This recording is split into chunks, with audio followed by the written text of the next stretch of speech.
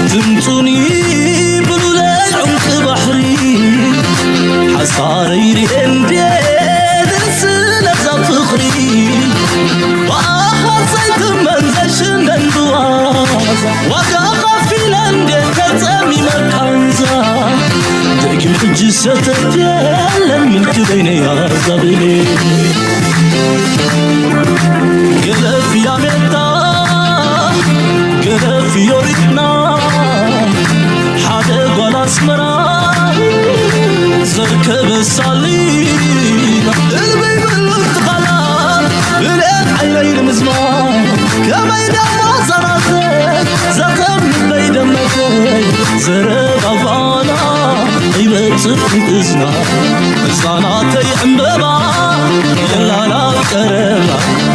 كرما أورماي رساس يلا ما كرما ناطق قول كويت حاريني سبيح عقلوك بنزعقلي رب دابي وحس فقنا سبعقي بلون كفلا لينا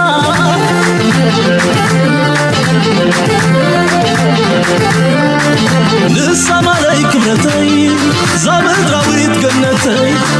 بطبع بجخو كبزات بلادي أفضراوي علمي ماني وربيو أبتني لسطاح ملك المئة دفئي بالكندا زحر الله تموت كم أملا كم تأملا نسايا والولي نسايا والولي نسايا والولي نسايا والولي سلام تخطاتلتنا إذا channel كما يتخونوا تبوكت كونوا ناي ووترو تمنيتنا بحقناني ولومون كم ووترو نقولوا أقداس النزلوا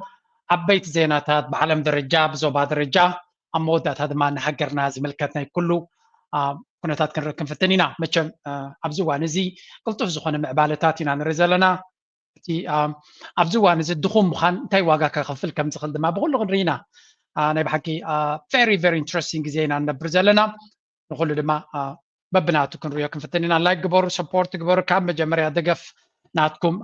أي توعدوا هنا دما نعاقم يمتني بك عزبالنا تحسوكم كن فتنينا كم وتر دما مجمريا بعلم درجة كن جمرينا what's going on let's get أبدي نجمر. To people from across the world at the World Economic Forum in Davos this week, from Europe to the Middle East to India, the reaction to Donald Trump's second term has been more varied and less panicked than his first term. Most are anxious, but in many countries, leaders think they can make deals with him. Others believe that his bark is worse than his bite. أبني وانزي هذا عبي كونفرنس أب دافوس أب زكايدو لزنبرة دارجا دونالد ترامب وعلى كم زي تساتفه جن أجندة ناتو أب نفس وقف زربا دونالد ترامب توبيك ناي دونالد ترامب يعطو خمس نبرة بزحات وقنات تسمع له بزحات مرحتي لما دارجا يعني كل كرنا عالم مرحتي بغات تاوي ومتزاواري بوليسنا أمريكا تزيكونا دما أكايدان أزراربان ناي دونالد ترامب تسألوا مخانو ترديوا مالو إذا تسألوازي بخمي ما نيش تقبره بخمي تم حضره بخمي تدالولو ناي بحق دونالد ترامب بزربات رايدي كونه أبز حلفة عمتات بقافت رايو أو زبل مر تكبار يبلون يرم أبز حجي حزوز الله سلطانة كايداجن كم تناي كده ما يكونن دونالد ترامب كهلا جت حزق قرب كم زخل زتنبه كونه تاتالو أمريكاويان بعلم سكات تسمعوا مالو علم ملؤ دما قنو السكات جن بكل ما قد كن ريابنا بفلا يدخو من دعرقينكا ويونا يدخل ملكة نزارية هجرات بفولو كقد كم زخلي زرازلو. All the people I spoke with, however, are puzzled by one core aspect of Trump's worldview, that America is a patsy. We will not allow ourselves to be taken advantage of any longer. Trump declared in his inaugural address. Secretary of State Marco Rubio, doing his best to imitate Trump in his confirmation hearings, explained that the United States has in recent decades too often prioritized the global order over its own national interests. حجي انتايو عبزي كل سب كردا زلو اب عالم دارجا زبز حسب حدا مردا تاي زلو كل كرنا عالم زلو بجك بامريكا زلو امريكا نزع عالم بدع زربح من قد تراي تزورا خمزلا كل نجار اذا حلفه 87 عامات زقاطمه فصامتات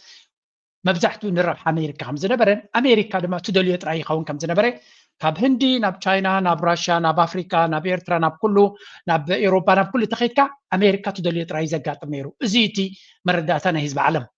دونالد ترامب ግን ካብ ዝተፈልየ መረዳእታ እዩ ዘለዎ ኣሜሪካ ንኣሜሪካ ዘረብሕ ፖሊሲ ነበራን ኩሉ ትገብሮ ዝነበረት ንካልኦት ዓለም እያ ተረብሕ ነይራ ስለዚ ሕጂ ኣሜሪካ ንኣሜሪካ ንምርባሕ ጥራይ ክትከይድ እዩ ዝብል ዘሎ ንሱ ጥራይ ዘይኮነ ሚኒስትር ጉዳያት ወፃኢ ናቱ ድማ ማርኮ ሩቢዮ ተመሳሳሊ እንታይ ማለት እዩ እዚ ኣብዚ እዋን እዚ ቅድሚ ሕጂ ትገብሮ ዝነበረት ንኣሜሪካ ዘረብሕ ኣይኮነን ነይሩ ንካልኦት ሃገራት የርቢሕዎን ኣብዚ ሕጂ ግን ሙሉእ ብሙሉእ ኩሉ እቲ ፎሬን ፖሊሲናትና ኩሉ እቲ ናይ ወፃኢ ፖሊሲናትና ንኣሜሪካ ማጋ ዝብል ጭሮ ሜክ ኣሜሪካ ግሬት ኣጌን ስለ ዝኾነ ብዘይገድስ ምስ መን እዩ መሻርክትና ንኣሜሪካ ዘርብሕ ኢና ክንገብር ይብሉ ኣለዉ ሕጂ እቲ ኣርጊመንት ስነመጎዝ ዘሎ ንካልኦት ዓለማት ቀደም ከንመን ዘርብሕ ትገብሩ ነይርኩም ማለት እዩ እታ መልሲ ኣይምልስዋን እዮም ዘለዉ ሕጂ ዶናልድ ትራምፕ እንታይ ይብላ ኣሎ ንኣሜሪካ ንሃገር ኣሜሪካን ህዝቢ ኣሜሪካ ከረቢሕ ይብላ ኣሎ እቲ ቀደም ግን ንኮርፖሬሽንስ ናይ ኣሜሪካ ዘርቢሕ እዩ ነይሩ እዩ እቲ መልሲ ክኸውን ዝኽእል ካብ ናቡ እምበር ንኣሜሪካ ዘይርብሕ ኣካይዳ እዩ ነይሩ ንቻይና ዘርቢሕ እዩ ነይሩ ንራሽያ ዘርቢሕ ነይሩ ክትብል ኣይትኽእልኒ ኢኻ ኣሜሪካ ንኢራቅ ክትወርር ከላ ንኣፍጋኒስታን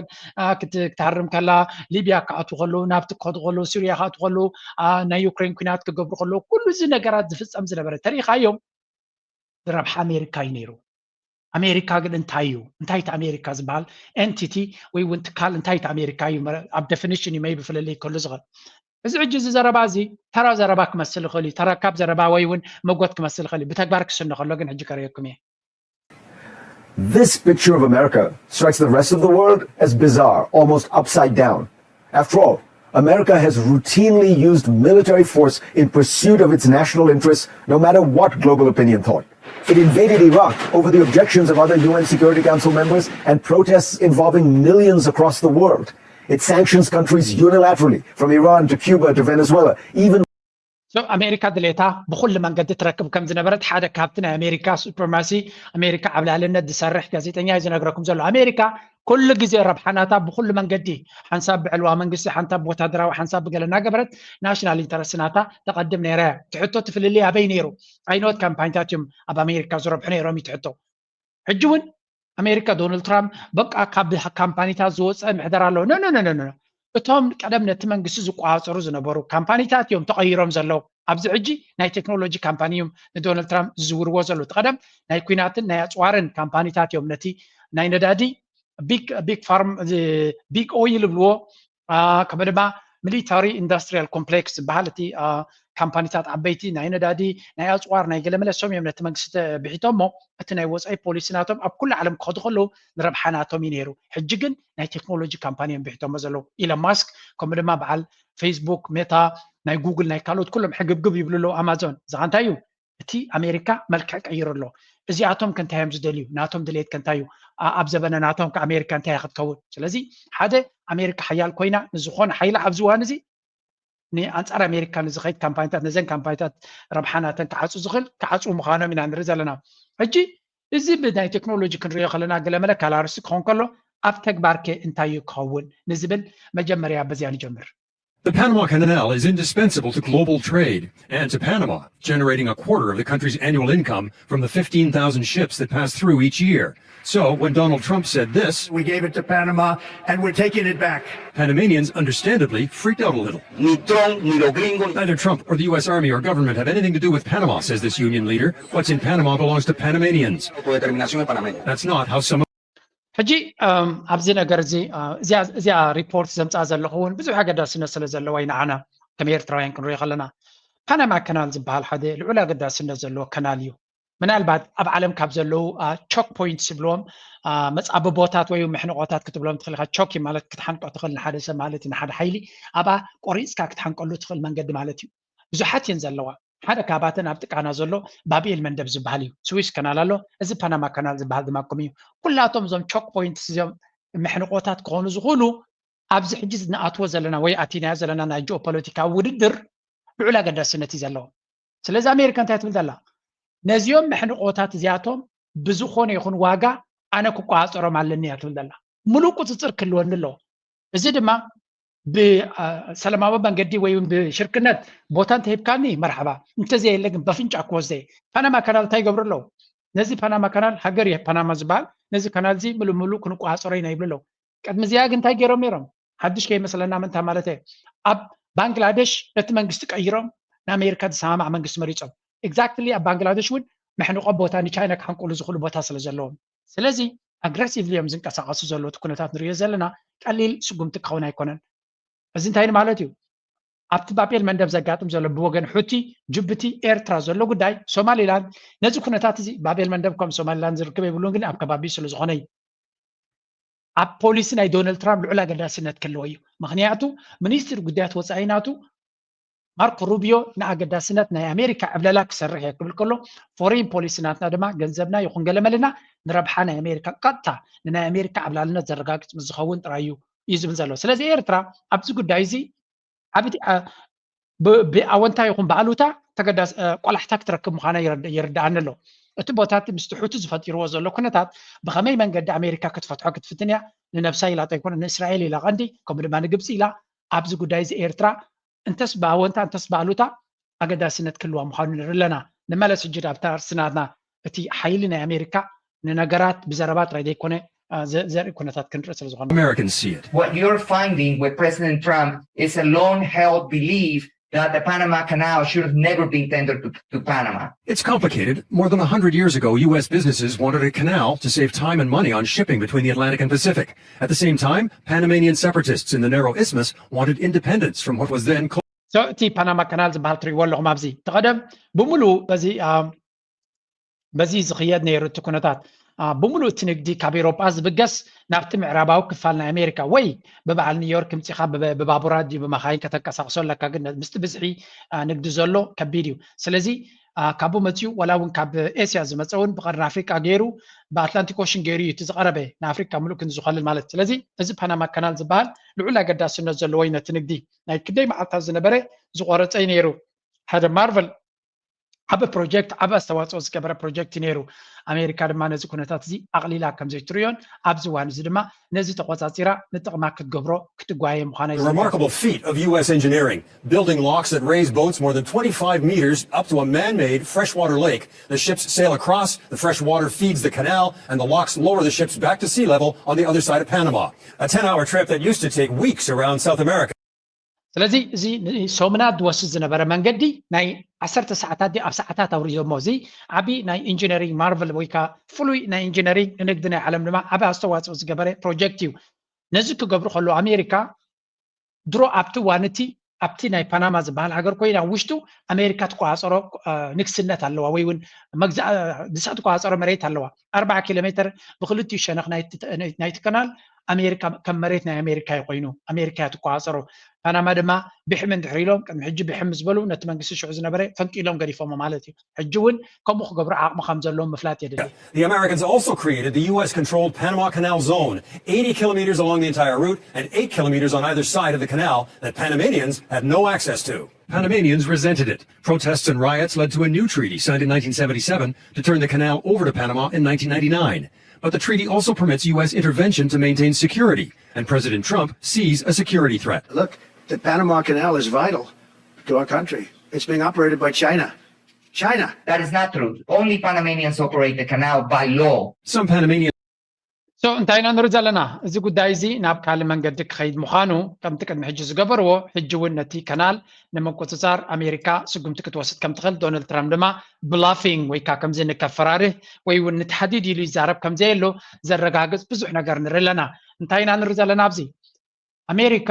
እቲ ናይ ቀደም ብሕቡእ ትገብሮ ዝነበረት ኢምፔሪያሊዝም ወይ ከዓ መግዛእቲ ወይ እውን ሃገራት ንረብሓናታ መንግስቲ ምግምጣል ድዩ ቦታታት ምቁፅፃር ድዩ ሕጂ ብወልቃ ክትገብሮ እያ እቲ ነገሩ ድማ ዶናልድ ትራምፕ ናይ ምስታርን ናይ ምሕባን ዓቕሚ ስለ ዘይብሉ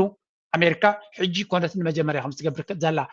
ኤርትራ ህያው ኣብነት እያ ዝኩሉ ንኤርትራ ክርተት ዝገብርዋ ዘለው ረብሓናቶም ነቲ ሃገር ሒዞም ነቲ ዕብለላናቶም ክጥቀምሉ ስለ ዝደለዩ ስለዘይመቸኦም እዩ ስለዚ ሕጂ ግን ኣብ ዘበነ ዶናልድ ትራምፕ ሕብእብእ ስለዘየለ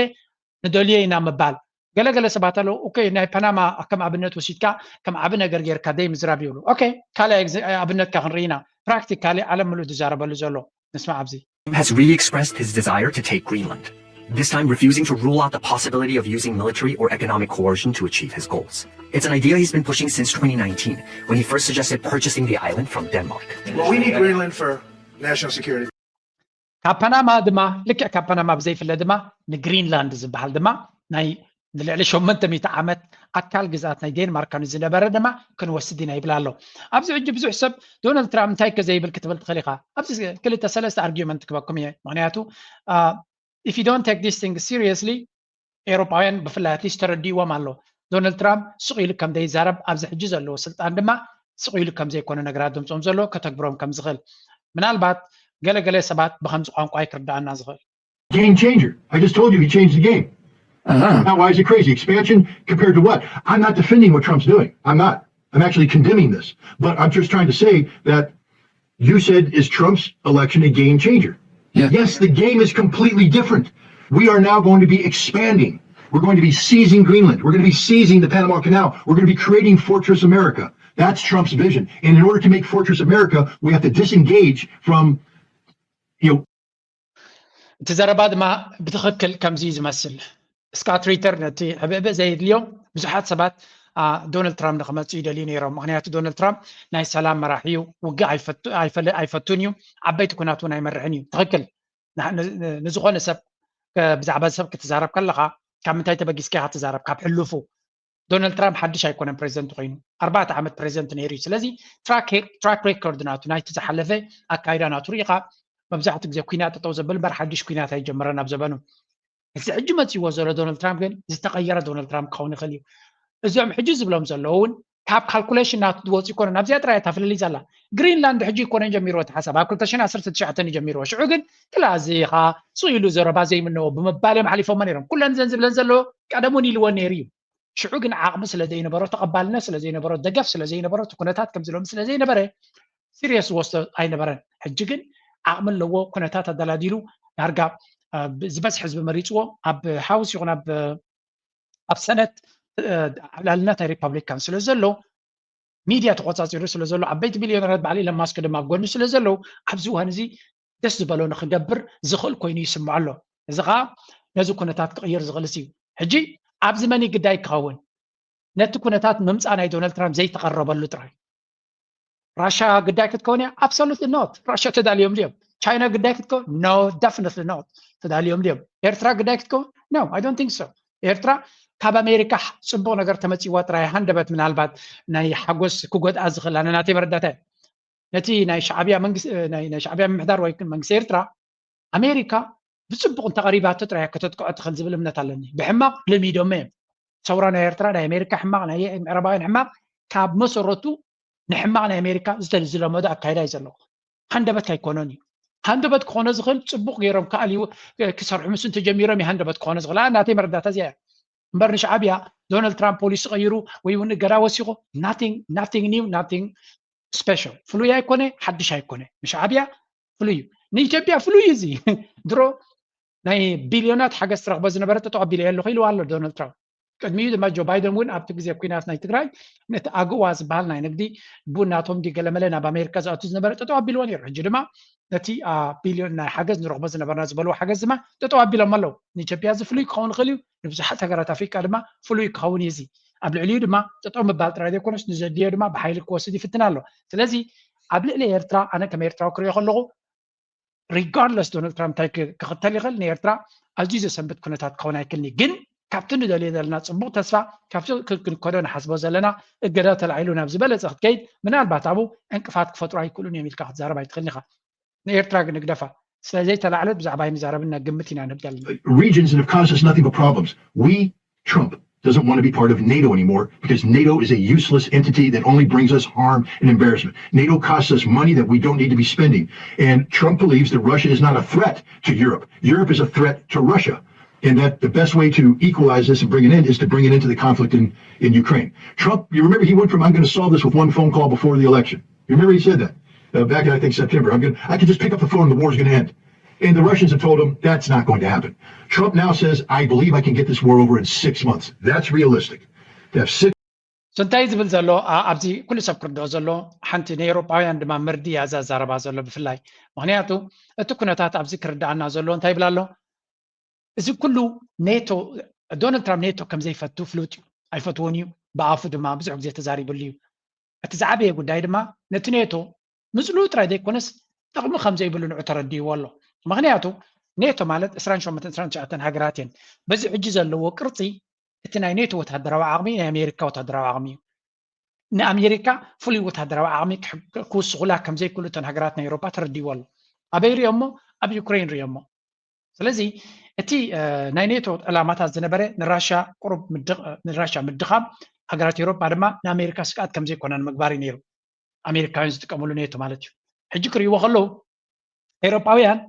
ኣብቲ ገይም ናይ ውድድር ጠቕላላ ንኣሜሪካ ስግኣት ክፈጥሩላ ከም ዘይክእሉ ተረዲቦም ኣሎ ስለምንታይ ኤውሮጳ ብናይ ቴክኖሎጂ ውድድር 10 ዓመት 20 ዓመት ድሕሪ ኣሜሪካ ተሪፋ ኣላ 20 ዓመት ብውሕዱ ምክንያቱ ሓንቲ ካምፓኒ እውን ናይ ቴክኖሎጂ ካምፓኒ የብሎምን ሓንቲ እያ ነራቶም ምሳኻ ስፖቲፋይ ትብል ናይ ስዊድን ካምፓኒ ሳውን ኣሜሪካ ኸይዳ ምክንያቱ ምጩእ ስለ ዘይኮነ ኣብዚ ስለዚ ዝኾነ ናይ ቴክኖሎጂ ካምፓኒ የብሎምን ኤውሮጳ ዓለምካ ውድድር ብቴክኖሎጂ ስለ ዝኾነ ኣብ ቴክኖሎጂ የለውን ኣፅዋር የብሎምን ነዳዲ የብሎምን ፀጋታት የብሎምን ስለዚ ኤውሮጳ ንኣሜሪካ ኣብ ሎንግ ተርም ስግኣት ክኾንዎም ኣይክእሉን እዮም መን እዩ ስግኣት ክኾኖም ዝኽእል ብወታደራዊ ዓይኒ ዝወዳደሮም ዘሎ ቻይና ብቴክኖሎጂ ዝወዳደሮም ዘሎ ቻይና ብቁጠባ ዝወዳደሮም ዘሎ ቻይና ኣብ ልዕሊ ድማ ወታደራዊ ሓይሊ ዘለዎ ራሻ ፀጋታት ዘለዎ ራሻ ምስ ካልኦት ድማ ሽርክነት ብምግባር ሓያል ክኸውን ዝኽእል ብቁጠባ እውን ራሻ እዩ ካልኦት ሃገራት ድማ ኩላተን ስግኣት እየን ንኣሜሪካ ኤውሮጳ ግን ስግኣት ኣይኮነን ብግምጣሉ ኤውሮጳ ነፍሱ ኣብዚ ዓበየ ስግኣት ኣትዩ ስለ ዘሎ ካብ ኣሜሪካ ዋላ ኣሜሪካ እንተዊሒፋቶ ካብ ኣሜሪካ ክሃድም ኣይክኽእልን እዩ ምክንያቱ እቲ እንኮ መድሓኒ ክኾኖ ዝኽእል ንኤውሮጳ ኣሜሪካ ስለ ዝኾነ እዚ ድማ ትገይም ኤውሮጳ ኣሜሪካ ከመዮም ዝገብሩካ ኣብ ኣቶም ከም ትፅጋዕ ኣመን ኣብኦ ምስ ወዳቕካ ሽዑ እንታይ ገብሩካ ይጉሕፉኻ ድድሕሪኦም ናኽድካ በጃኹም ርጥኡኒ ክትብሎምካ ትነብር ታገይም ኣብ ልዕሊ ኤውሮጳ ፐርፌክትሊ ተፃዊቶማ ንኤውሮጳ ብቁጠባ ስግኣት ክፈጥረሎም ከም ዘይክእል ኩሉ ነገር ምስ ገበርዎ ከም ትሑዝ ገይሮማ ንኤውሮጳ ገዲፎም ሙፍ ክገብሩ ይፍትኑ ኣለዉ حلوف حليفهم دما أبزيان مالسجي. Been told that for a long time. It's in the North Atlantic and is considered to be part of. So زين ريا زلنا تجرينلاند زبال زليو. تجرينلاند زبال من البعض أبزك تريا خلقة هذا عبد سيتنديو بزو حاجة داسنا تلوه. كم زريا زلنا China درو invest قبل جميران يرى بتبوتاتي كبابي فرق بليون زخون أفتق ودبات جل سريحان يرى. أمريكاون عبوت هذا بيز على ويا بزبوتازي. جن أبزو وانزي تجيم سلا تغيره it's gonna be very interesting ناس كلتيو ودرات كجبروز وخلوا زين expand 2 airports in Greenland, but efforts from the Pentagon forced it to back out. Meanwhile, Russia has been reopening old Soviet military bases across the Arctic since 2015, including Nagurskoye, located just 600 miles off the northern coast of Greenland. So how did this island with a population of just 56,000 and an ice sheet covering about 80% of the territory gain such geopolitical significance? And why is President Trump so eager to acquire it? So ከምዚ ንሪኦ ዘለና እዚ ግሪንላንድ ዝበሃል ሓደ ካብቲ ጂኦፖለቲካል ቴንሽንስ ወይ ከዓ ኮምፒቲሽን ኣብ ዝለዓለ ደረጃ ዝበፅሓሉ መድረክ ኢና ንርኢ ዘለና እንታይ እዩ ዝኸ ኩለን ሃገራት ገለ ክፋል ካብዚ ኩነታት ክረኽባ ኣለወን ክትሪእዎ ከለኹም እቲ ግሪንላንድ ኣበይ ቦታ ኣሎ ኣብ ሰሜናዊ ክፋል ናይ ሰሜናዊ ሄሚስፌር ናይ ዓለምና እዩ ዝርከብ ኣገዳሲ እዩ ቅድሚ ሕጂ ኣገዳሲ ኣይነበረን ማለት ኣይኮነን እዚ ሕጂ ዘሎ ግን ብፍላይ ራሻ بمنقطن كلتي النجارات أبيلا لنقدنا تعالوا على قدر سنة كل وصل زغل نزي كنتات زين مقصر زرع على حيلي زي مسمار زرايوه رشا كاب سمين وريدا كابتناتا بسمين وجن رشا بوتاس لزلوا كتحلف كلا كتحنك الله تخل مس يوكي كينكا مس أيسلند كينكا كتحنك الله تخل بوتاون كونسل زغل يوتي ودرز جبر زلوا زغا كلن هجرات تنتهي لكم سنة محنو قطات زبال كله مودادر بوتان مبعث بوتان ناخونه يمتصالو تحطو بخمس منقد نحرقات سيلو تكونتات نبزحات هجرات قداي كجبري حيل زي بلكا ام نفس خازي تمركز صغين كلمه بزحات هجرات قداي ناخونه ابا افريكا ونكرينا هجرات افريكا اكم زي مدرخ اكم يشجر ودي كم زلو هنرينا so yeah this is going to be NATO رايو هجرات نيتو plus نزا بوتات زيات راي ندحر حيسكا تغلالا نأمريكا بتبالتيك سي نيروبا ني راشا سيركل غير كالغا ابزون سيركل كتجبرات تغل كمدما تنا يوكرين وقدما ابتي بلاك سيز بهالون نكتحصر عن راشا تبهيلو زغبر زنبر جايميو كل زي تدماميرو دما انتي كفتر زغل عبلا لنا امريكا كرغاغ زغل نزمت كندي عمتا دما امريكا كومي لحيال way that would allow the Soviets coming out of their Murmansk bases and naval bases to project naval power into the Atlantic to cut the United States off from its allies in Western Europe during the Cold War. Early warning of a Soviet missile launch or bomber attack against the United States. Today, thanks to a 1950 poses a unique in geography, it's the Northwest Passage that would connect the Pacific all the way over into the North Atlantic. Of course, there's an alternative, which the Chinese and the Russians have been using, the Northern Sea Route. And that's basically the same places on either end. Zinc, lithium. So, abneli dima Greenland melting ice is clearing the way for a mineral gold rush. كما دما اتبرد ابزي ببرد تشفينو زنبره مريت نات عليك خيط كله لك كم تاب اركتيك اب سمين ريو زلنا اتبردنا نحقق وي ونحقق قيس لزلو اتمريت نات خفتي مصالو تمريت دما بزح صقاتات كم زلو نزي صقاتات زي دما اجاي عبي وغن وددر نرلنا اب اركتيك كمو اب يوكرين كمو اب افريكا اب كونغو خريينا اب كالوت هاغرات دما ስለዚህ ናይ ጸጋታት ውድድር ዝለዓለ መልክዕ ሒዙ ይኸይድ ኣሎ እዚ ኸ ዝያዳ ኣብቲ ዳቮስ ኮንፈረንስ ንዕዮም ተዛረቡ ነይሮም ኢሉ Its allies disagree. And between 2009 and 2023, it imposed the most protectionist trade measures of any country on the planet. The rest of the world sees the US as a country that knows it is the world's superpower and acts like it, extracting special terms for itself on almost every issue that it regards as important to its national interests. As one foreign leader who did not wish to be named explained, we all accommodate American requests and wishes far more than those from any other country. بحفش እንታይ ዝበሃል ዘሎ ኣሜሪካ ከምዚ ዶናልድ ትራምፕ ዝዛረቦ ዘሎ ዘይኮነ بحفش بكل درجة نتربحتي كسب لومي تتقملو كم زنبرتن بحيلا كل دليتاتا كلن هاجرات دمان أمريكا دليتا نمسلات لعلي زخوني يكون كاله هاجر نا أمريكا دليتاتا نخسالت أولى يسرحوا كم زنبرو هذا مرحي كم زجلوس عليه زنقر زلو كل زنقرات زي نابيكن متسيل لنا كالوت علامات كمي دونالد ترامب يجيب وتهدروا عين تراي كونن كم زقبر زلو وتهدروا عين حدا كفال تراي بتزعبي ولا بقطة بايز قبر زلو بسمواج Message to every business in the world is very simple. Come make your product in America and we will give you among the lowest taxes of any nation on earth. We're bringing them down very substantially, even from the original Trump tax cuts. But if you don't make your product in America, which is your prerogative, then very simply you will have to pay a tariff, differing amounts, but a tariff which will direct hundreds of billions of እንታይ ይብላ ኣሎ ዶናልድ ትራምፕ መስለኩም ዝኾነ ቢዝነስ ኣብ ምልእ ዓለም ዘለኻ ኣሜሪካ ዝዓበየ ቁጠባ ናይ ዓለምና ኢና ንዛረብ ዘለና ዝሓየለ ቁጠባን ዝዓበየ ቁጠባን ናይ ዓለምና በዚ ሕጂ ዘሎ ማለት እዩ ፕሬዚደንት ናቱ ድማ ኣብ ዝዓበየ ስቴጅ ናይ ዓለም ከይዱ ኩልኹም ቢዝነሳት ዓበይትን ንኣሽቱን ዌልካም ቱ ኣሜሪካ እቲ ዝበለፀ ናይ ታክስ ናይ ኮርፖሬት ታክስ እቲ ዝበለፀ ዕድል ክንበኩም ኢና ክሳብ 15% ክንገብሮ ኢና ልዕሊ ማንም ኤውሮጳዊ ሃገር ልዕሊ ማንም ካልኦት ሃገራት ክንበኩም ኢና ትዕድል ዌልካም ናባና እንተደይ መጽኹም ግን ኣብ ካል ኣፍሪና ኣብ ኣሜሪካ ክንሸይጥና ትብሉ ዘለኹም ብታሪፍ ጌርና ብቀረጽ ጌርና ክንልክዓኩም ኢና ክንጽፍዓኩም ኢና ይብላ ኣሎ ናይ ኣሜሪካ ፕሬዚደንት ዝኣክል ዓዊሉ በጃኹም ቢዝነሳት ናባና ምፁና ክብሉ ከሎ ኣብ ኤርትራ ዘሎ መርሕነት ፕሬዚደንት ሃገር ኤርትራ ከምኡ ድማ ኩሉ ኣብ እቲ ፅፍታት ዘሎ ብወቅዒ ፕሊዝ ዌልካም ክብል ክኽእል ኣለዎ ንቢዝነስስ this is how you do business ኣሜሪካ تعبيت كلهم كسمعهم يخلينا علمنا زعبي كامباينتاتن قال ملن زلنا نحنا نو كم زباله لنا بليز نابانا مصو ناشتو حدشت حسابات زلكم فلوي حسابات زلكم قال اخذ قبرتو دليو امريكا سلو زخنا مصيب لكم يلو نتي تاكس ناتهم كابل على تحت تريدو نعو ابانا ابعدنا انفست قبر يبلالو እዚ ድማ እቲ ኮምፒቲሽን ናይ ቢዝነስ ንምስሓብ ዝግበር ዘሎ ዓብየ ሓያሌ ዝበሃል ነገር የለን you have to invite and I think እዚኣ ዓባይ ለሰነ ናይ ኤርትራ ንሓዋሩ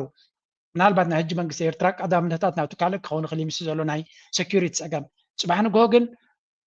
ስምዒት ናትካ ኢጎ ናትካ ኣወንዚፍካ ከም ሃገር ክደንን ክትክእል ኣለካ ንሰባት ክትዕድም ክትክእል ኣለካ ንዑ ናብ ዓደይ ስርሑ ኢልካ ክትልምን ክትክእል ኣለካ ከይለመንካ ይኮነካኒ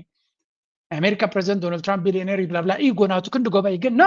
ንምዕዳም ፀገም የብሉን ዌልካም ናባና ንኽብል ንሪኦ ኣለና ስለዚ this is a big lesson ነፍሲ ወከፍ መራሒ ናይ ኣፍሪካ ካልኦት እኳ ይኽእልዎ እዮም ኣክቹሊ በዓል ሩቶ ኣብን ተሪኻዮም ሕሉፍ ሓሊፎም ቀይሕ መንፀፍ ሒዞም ዕምባባታት ሒዞም እዮም ኣብቲ ኤርፖርት ነቲ ዝመፆም ዳፅቡቅ እንግዱ ስለ ዘይክእሉ እምበር ናይ ምዕዳም መሊኡ እዩ ስለዚ ኣነ ከም ዝረኣኽዋ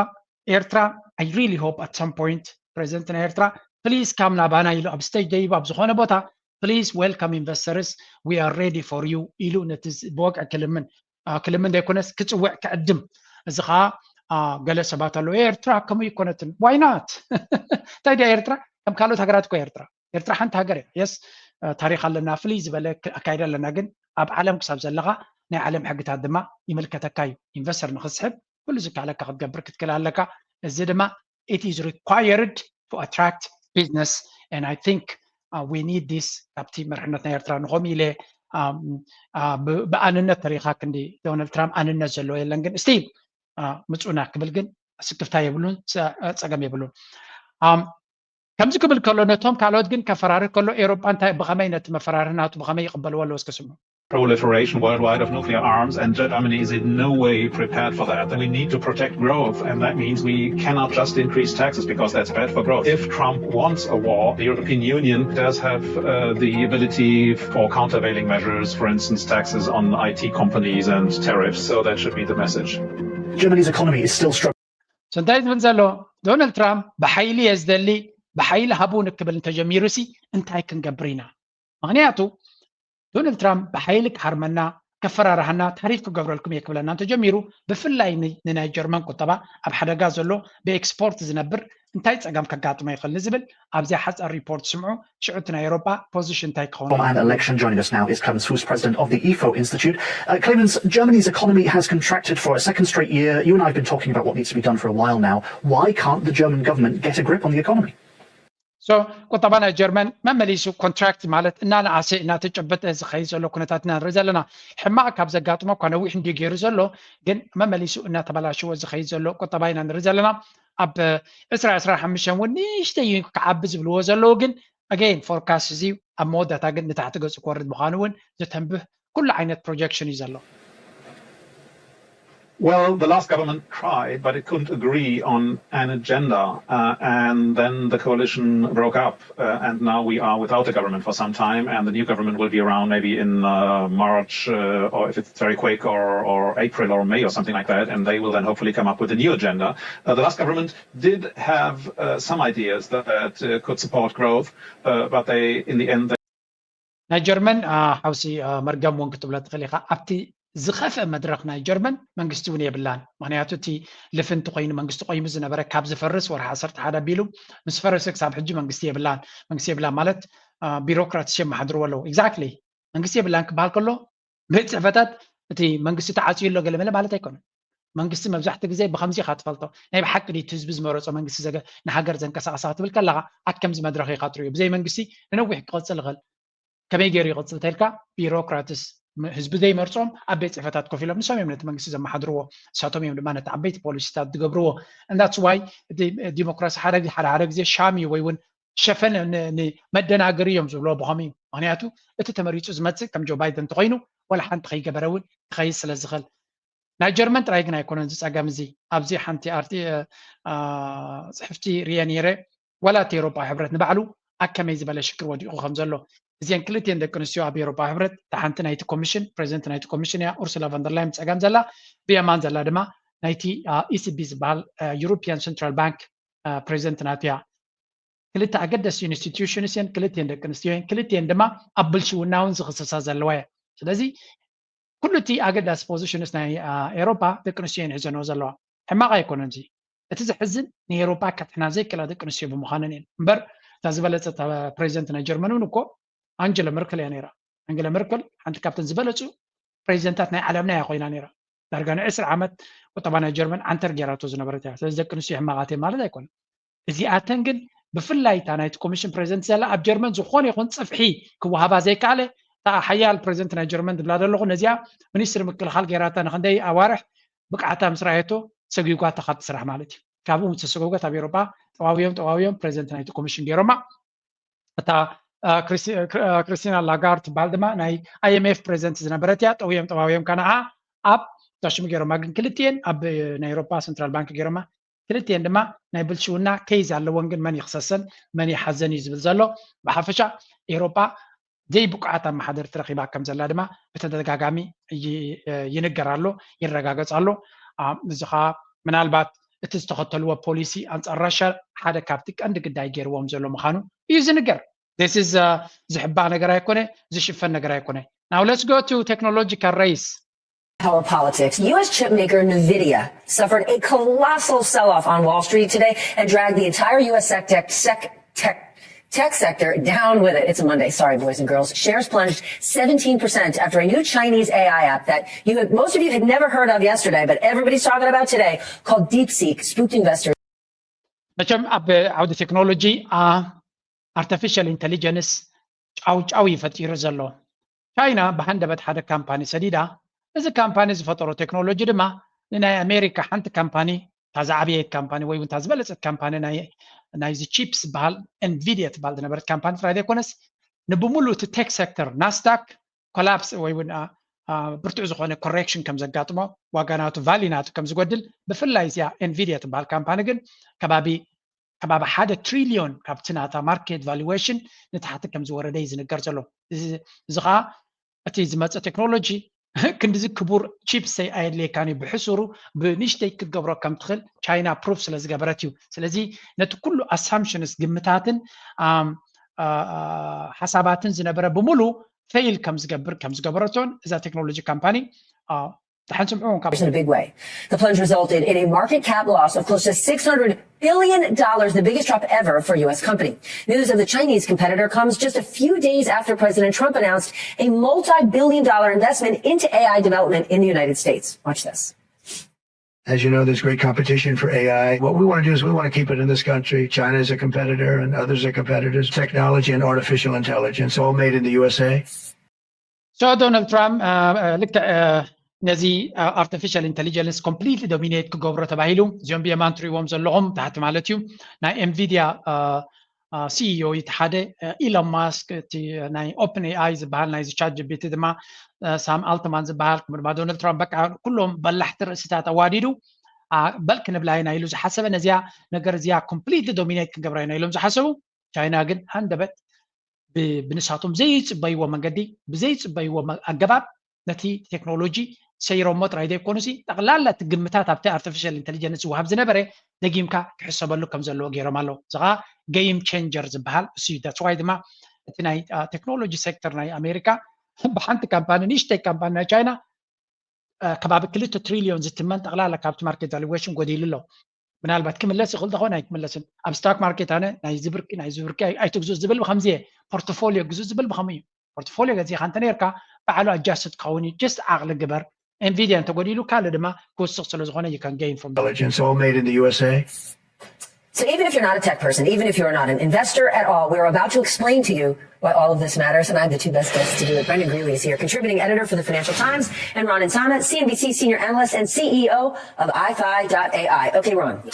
It is not just that NVIDIA, for Wall Street folks, has been everybody's absolute favorite for the last few years. It's also that we have been told every aspect of our future is going to be centered around artificial intelligence, and that it will cost hundreds and hundreds of $billions for the ብሓፈሻ እዚ artificial intelligence ንኩሉ ገጻትና ህይወት ንኩሉ መነባብሮና ክጸሉ ምዃኑ ዝንገረና ነይሩ ነዚ ድማ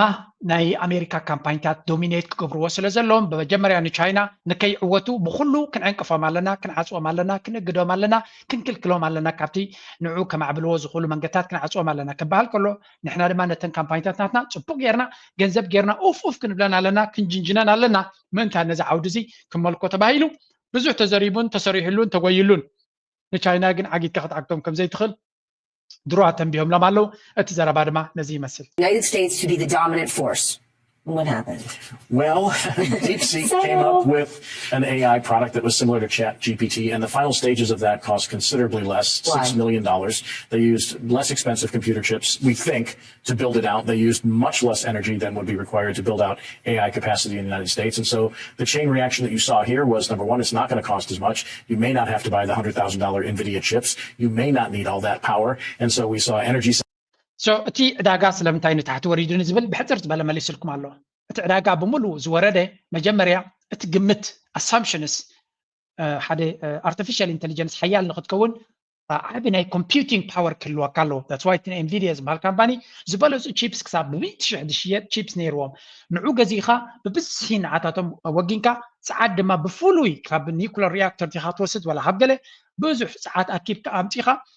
power مسحب كايخا fully artificial intelligence حيل زلوا computing power كبدما intelligence كتفتر تخلص بحال assumption ويجمت نيرو China انتاجرمو بحسور chips ብዙሕ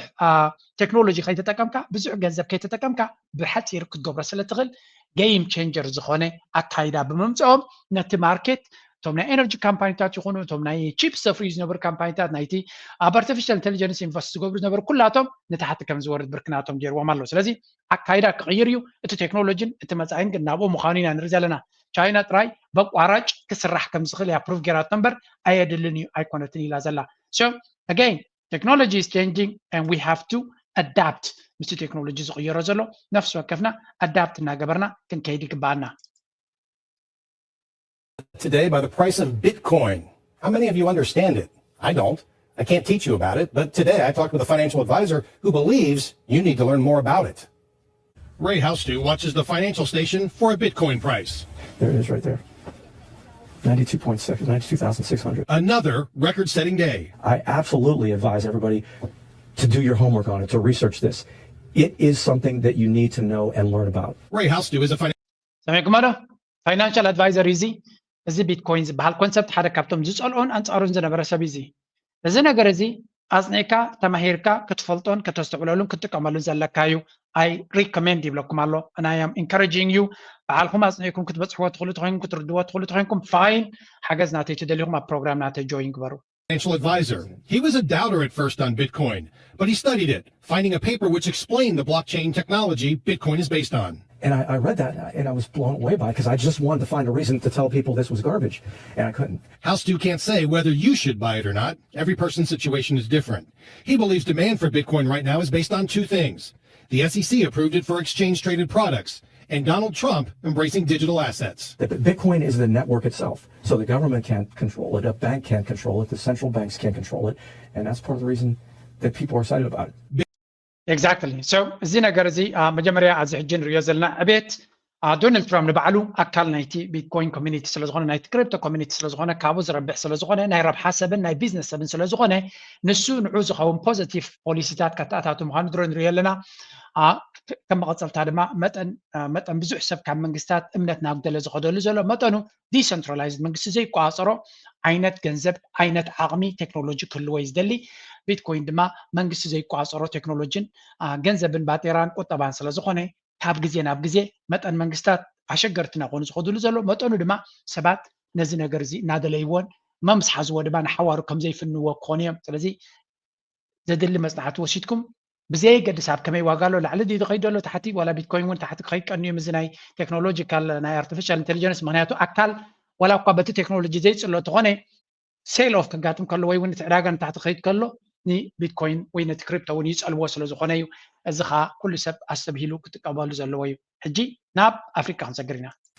Well, at least 17 people have been reported killed in the Democratic Republic of Congo as rebel forces assault the eastern city of Goma. The UN says troops from the M23 rebel group and soldiers from neighbouring Rwanda have entered the city. The rebels claim to have captured the city, though the Congolese government disputes this. Thousands of civilians have fled across the border into Rwanda. Goma is home to around 2 million people, including many already displaced by the conflict. ናይ ብሓቂ ዝሕዝን ኢና ንሰምዕ ዘለና ኣገይን ጉዳይ ናይ ኮንጎ ናይ ዲሞክራሲያዊት ሪፐብሊክ ኮንጎ እዚ ኩናት ኣብ መንጎ ኣብቲ ከተማ ጎማ ዝበሃል ዝካየድ ዘሎ ዳርጋ ዝዓበየ ሚድያ ብዛዕባ ዝዛረብ ዘሎ ናይ ኣፍሪካ ዜና መብዛሕትኡ ግዜ ዝሕዝንን ዘሰክፍን እዩ ግን ንሪኦ ዘለና ድማ ኣብ ሃገር ድሕሪ በዓልካ ክትቋፀሮ ዘይትኽእል ኮይንካ እቲ ሃገር ንባዕሉ ከማ ነቲ ፕሬዚደንት ናይቲ ዲሞክራሲያዊት ሪፐብሊክ ኮንጎ ንዑ እውን ዕልዋ ክገብርሉ ይፍትኑ ከም ዘለዎ ዝብል ዘረባ እውን ይወፅእ ኣሎ ስለዚ ናይ ብሓቂ ናይ ኣፍሪካ ነገር ምሉእነት ከም ዘይብሉ ሓይሊ እንተዘይብልካ ድማ ሽግር እዩ I'm joined now by DW's Jonas Gierding, who's in the capital of the Democratic Republic of Congo, Kinshasa. Do we have a clearer picture yet of what exactly the rebels' goals are? So officially, the rebels, they claim that they are protecting the rights of the Tutsi minority in the DRC, and we need to remember that this is the group which has been victim of the genocide in Rwanda in 1994, and this is also where Rwanda comes in, the neighboring country, which is supporting the rebels, so they are backing the rebels, but they don't. So እዚ ስእልታት እዚ ናይ ውትድርና ናይ ገለመለ ክንሪኦ ከለና ኣገይን ተመሊሱ ኣብ ኣፍሪካ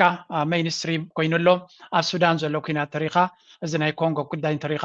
ኮንጎ ኣብዚ ጥራይ ኣይኮነን ቦታኦም እቲ ዲሞክራሲያዊት ሪፐብሊክ ኮንጎ እዚ ቦታ እዚ ብዙሕ ማዕድናትን ጸጋታትን ዘለዎ እዩ ናይ ሶማል ጉዳይ እንተሪኻ you can go up to ናይ ሳሕል ሃገራት ዝበሃል ዘሎ ዝተፈላለዩ ቦታታት ተሪኻ ብዙሕ ወታደራዊ ምንቅስቃሳት ኢኻ ብዓብዪ ኢትዮጵያ እንተሪኻ ሓንሳብ ብኣምሓራ ንብል ሓንሳብ ብኦሮሞ ሓንሳብ ብትግራይ ኩናት ዕግርግርሲ ኣፍሪካ again ተመሊሳ ኣብቲ ሜይንስትሪም ትዕግርግርን ኩናትን እናተመለሰ እዩ ዝመፅእ ዘሎ ናይ ብሓቂ ዝሕዝን እዩ ኣፍሪካውያን ድማ ሕብረት ኣፍሪካ ይኹን ካልእ ሸምጊሉ ዝኾነ ክገብሮ ዝኽእል ኣይኮነን ባይ ዘ ወይ ሩዋንዳ ኢድ ኣለዋ ኣብዚ ጉዳይ እዚ ዝበሃል ከምኡውን ኬንያ ኢድ ኣለዋ ካልኦት ኩላቶም እውን ወላ ኣሜሪካ እውን ኢድ ክልዋ ከም ዝኽእል እዩ ዝንገር ዘሎ ወላ እኳ እቲ ሚኒስትሪ ጉዳያት ወፃኢ ተዛሪብሎ ገለ እንተበሉ ንሪኦ ዘለና ኩነታት ምትእትታውን ምፍራስ ናይ ሃገራትን ብዝለዓለ ክስራሕ ከም ዝኽእልን ውድድር ናይ ሓይላት ድማ ብቐጥታ ኣብተን ድኹማት ሃገራት ምፍራስ ናይ ሃገራት ምዕናው ናይ ህዝቢ ምዕናው ናይ ሃገራት ክንርኢ ምዃንና ዘተንብህ ኩነታት ንርኢ ኣለና ዶናልድ ትራምፕ ድማ መጠን ሓይሊ ዝተጠቀመሉ ራሽያ ብናእታ ወገን ክትጎይ ክትፍትን እያ ቻይና ብወገና ስለዚ ሓያላት መንግስታት ድኹማት መንግስታት ክቕፅሉ ይክእሉን እዮም ድኹማት መራሕቲ እውን ክፅረጉ እዮም ንኸይድ ናብ ሱዳን Between the DRC and Rwanda, let us now turn our attention to the North African country of Sudan that has been grappling with a deadly civil war for nearly 2 years. Sudan's army chief, Abdel Fattah al-Burhan, visited the army headquarters in the capital city of Khartoum, which was recaptured after being under siege since the civil war erupted in April of 2023. Accompanied by senior military leaders, Burhan praised the resilience and sacrifices of soldiers who defended the army's general. البرهان جنرال البرهان كم نريو زلنا عبز زحلف وانات هيا لسقمت نقدميت يخيد كم زلو سراويت ناتو سراويت ناي سودان نادف استفلا لي بوتاتاتي قواصر كم زلو نرلنا እዚ ነገራት እዚ ድማ بغربا زحجزو زلو مني كون زغل نعريلكا I don't know كنا متى شعبي حقس كلهم يخل جن إيد كلهم كم زغل جن انتسنا مورالا وانتسنا سلطان انتسنا جلسي يحجزوا خلو خمس غلو سلامتاي حميتي تزنبر حاجه زي غدلن ግብፂ ካብ ቀደም ነይሩ ኩናት ክጅምር ከሎ ግብፂ ምስቲ አልቡርሃን ነይሩ ስለዚ ናይ ግብፂ ፍሉይ ሓይሊ እውን ክኸውን ኣይክእልን እዩ ምናልባት እቲ ሰራዊት ምስ ኤርትራ ገለ ሰራዊት ናቱ ኤርትራ ተሰልጥነሉላ ዝብል ዘረባ ደው ዝቐፀለ ነይሩ ኮንዶኾን ገለ ነገር ምስ ኤርትራ ዘተሓስ ኩነታት ክልዎ ይኽእል አይ ዶንት ኖ ግን ሰራዊት ናይ ሱዳን ለውጢ ከምፅ ጀሚሩሎ ብተደጋጋሚ ምስ ኤርትራ ድማ ዓብ ምስጋና ኣብ ልዕሊ ኤርትራ ክገብሩ ኢና ንሰምዕ ህዝቢ ሱዳን ሰላም ንኽረክብ ንደሊና ትዳዕ መሰሪዕ ዝበሃል ድማ ሓደ ግብረ ሽበራዊ ሓይሊ ከም ምዃኑ መጠን ብዙሕ ግፍዕታት ከም ዝፍፅም ዘሎ ንሕና ዘይኮና ኣሜሪካ ብዙሕ ግዜ እያ ብኸም ትኸሶ ከምኡውን እቲ ኢማራት ዝበሃል ሃገር እገዳ ክወርዶ ይበሃል ግን መን ይከውርደሉ ዓብይ ናይ ሎቢ ሓይሊ ስለ ዘሎ ድሮ ኣብ ዋሽንግተን ሎቢ ይገብር ከም ዘሎ እዩ ዝንገር በቲ ኮይኑ በቲ ሰራዊት ናይ ሱዳን ደሓን ዝኾነ ምንቅስቃሳት ይገብር ከም ዘሎ Command for 20 months and vowed to eradicate the paramilitary rapid support forces led by Mohammed Hamdan Dagalo. You have all held out for the past 20 months and have been a model for the Sudanese armed forces. Whenever we meet people on the streets, they all say that they're proud of having a strong army. Sudan, ጎረቤት ሃገርና ኣብ ሓደጋ ወዲቓ ናብ ምፍርራስ ናብ ሊብያ ገፃ ኣብ ትኸደሉ ዘላን ኣብ ሓደገኛ መድረኽ ኣብ ዘላትሉ የመን ከምኡ ኮይኑ ብንየው ኢትዮጵያ ከምኡ ሶማል ከምኡ ኮይኑ ከሎ ኤርትራ ከምኡ ክትከውን ስለ ዝደልዩና ዘለው እቲ ኣጀንዳታት ናቶም ብዝተፈላለየ መልክዕ ናባና ክመፅእ ንሪኦ ኣለና ሕጂ መጀመርያ እቶም ንዓና ከምኡ ክገብሩ ዝደልዩ ዝጥቀምሉ ዘሎ ታክቲክ እዚ ኩናት ሓትሕድ ኣብ ትግራይ ንባዕሉ ቀሪቡ ከም ዘሎ እዩ ዝንገር ለት ስታርት ሂር አደመ ምጻረ ቃሎች ናቸው እነዚህ ምጻረ ቃሎች አሁን በትግራይ ፖለቲካ አካባቢ የተለመዱ ቃሎች ሆነዋል አደመ ዓለም የሚለውን ዓለም ገብረዋድን የሚመለከት ነው ደብረጽዮንን የሚመለከት ነው መንጀሪኖን የሚመለከት ነው ስለዚህ እናደመዎች በጋራ ሆነው የመግለጫውም አካል የሆኑት ካቲት 11 ከመምጣቱ በፊት አደመ ሰንታይም ዝብል ዘለዉ ብሓፈሻ ኩሉ ነገር ናብ ሻዕብያ እንዲኻ ተላግቦ እዚ መንጀሪኖ ደብረጽዮን ዓለም ገብረዋሂድ ዝኾኑ እዚኣቶም ሲ ምስ ሻዕብያ ኮይኖም ካርሙና ይደልዩ ኣለዉ ነቲ ናይ ኩናት ትግራይ ንምብርባር ይደልዩ ኣለዉ ናብኡ ይሰርሑ ኣለዉ ዝብል ፕሮፓጋንዳ ናይ ኣቢ ብዛዕባ ብዝያዳ እዮም ሰርሕሉ ዘሎ እቶም ኣክቲቪስትስ ናቶም ንጉዳይ ናይ ትግራይ ጥራይ ኣይኮኑን ንጉዳይ ነዚ ተቃወምቲ ዝበሃል ዘሎ ብወቅዒ ኣትዮም ከም ዘሎ ክንርኢና ፅኒሕ ለከረየኩም እየ ግን ብመሰረቱ ኣቢ ኣሕመድ ናቱ ጉዳይ ኣለዎ ኣብዚያ ስምዕዎ ነቶም ተጋሩ ታይልዎም ነይሩ አሁንም በሆነ ሰበብ ሌላ ጦርነት ለመፍጠር ቢፈልጉ ሰዎች ተው በሏቸው ጥቅም ስለሌለው በኋላ አልነገረንም እንዳትሉ ይቅርብን እንነጋገር እናንተ እስካሁን ድረስ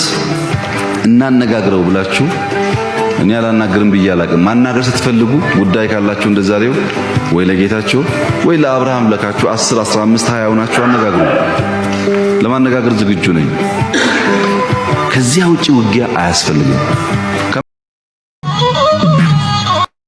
زيادة دراما زلا نخلتيهم بلا جيري لا قصلو مالو عبي مصاوت رقيبو انجوي يقبرلو مالو نساتهم انا ديخ مصاكا نعيدي خاتدلي نعودي خاتدلي تعارقوا تفاقروا تباسوا تصاوتوا نابله تاكر سيس لو كيدو زيادة غاروز قبروا زلوي this is the game عبي راي وخمي جيرو إلا قصلو مالو تعارقكم تدليخنا باي مصو سنة سرعات قبرون تزي اللي قلي هيب حكي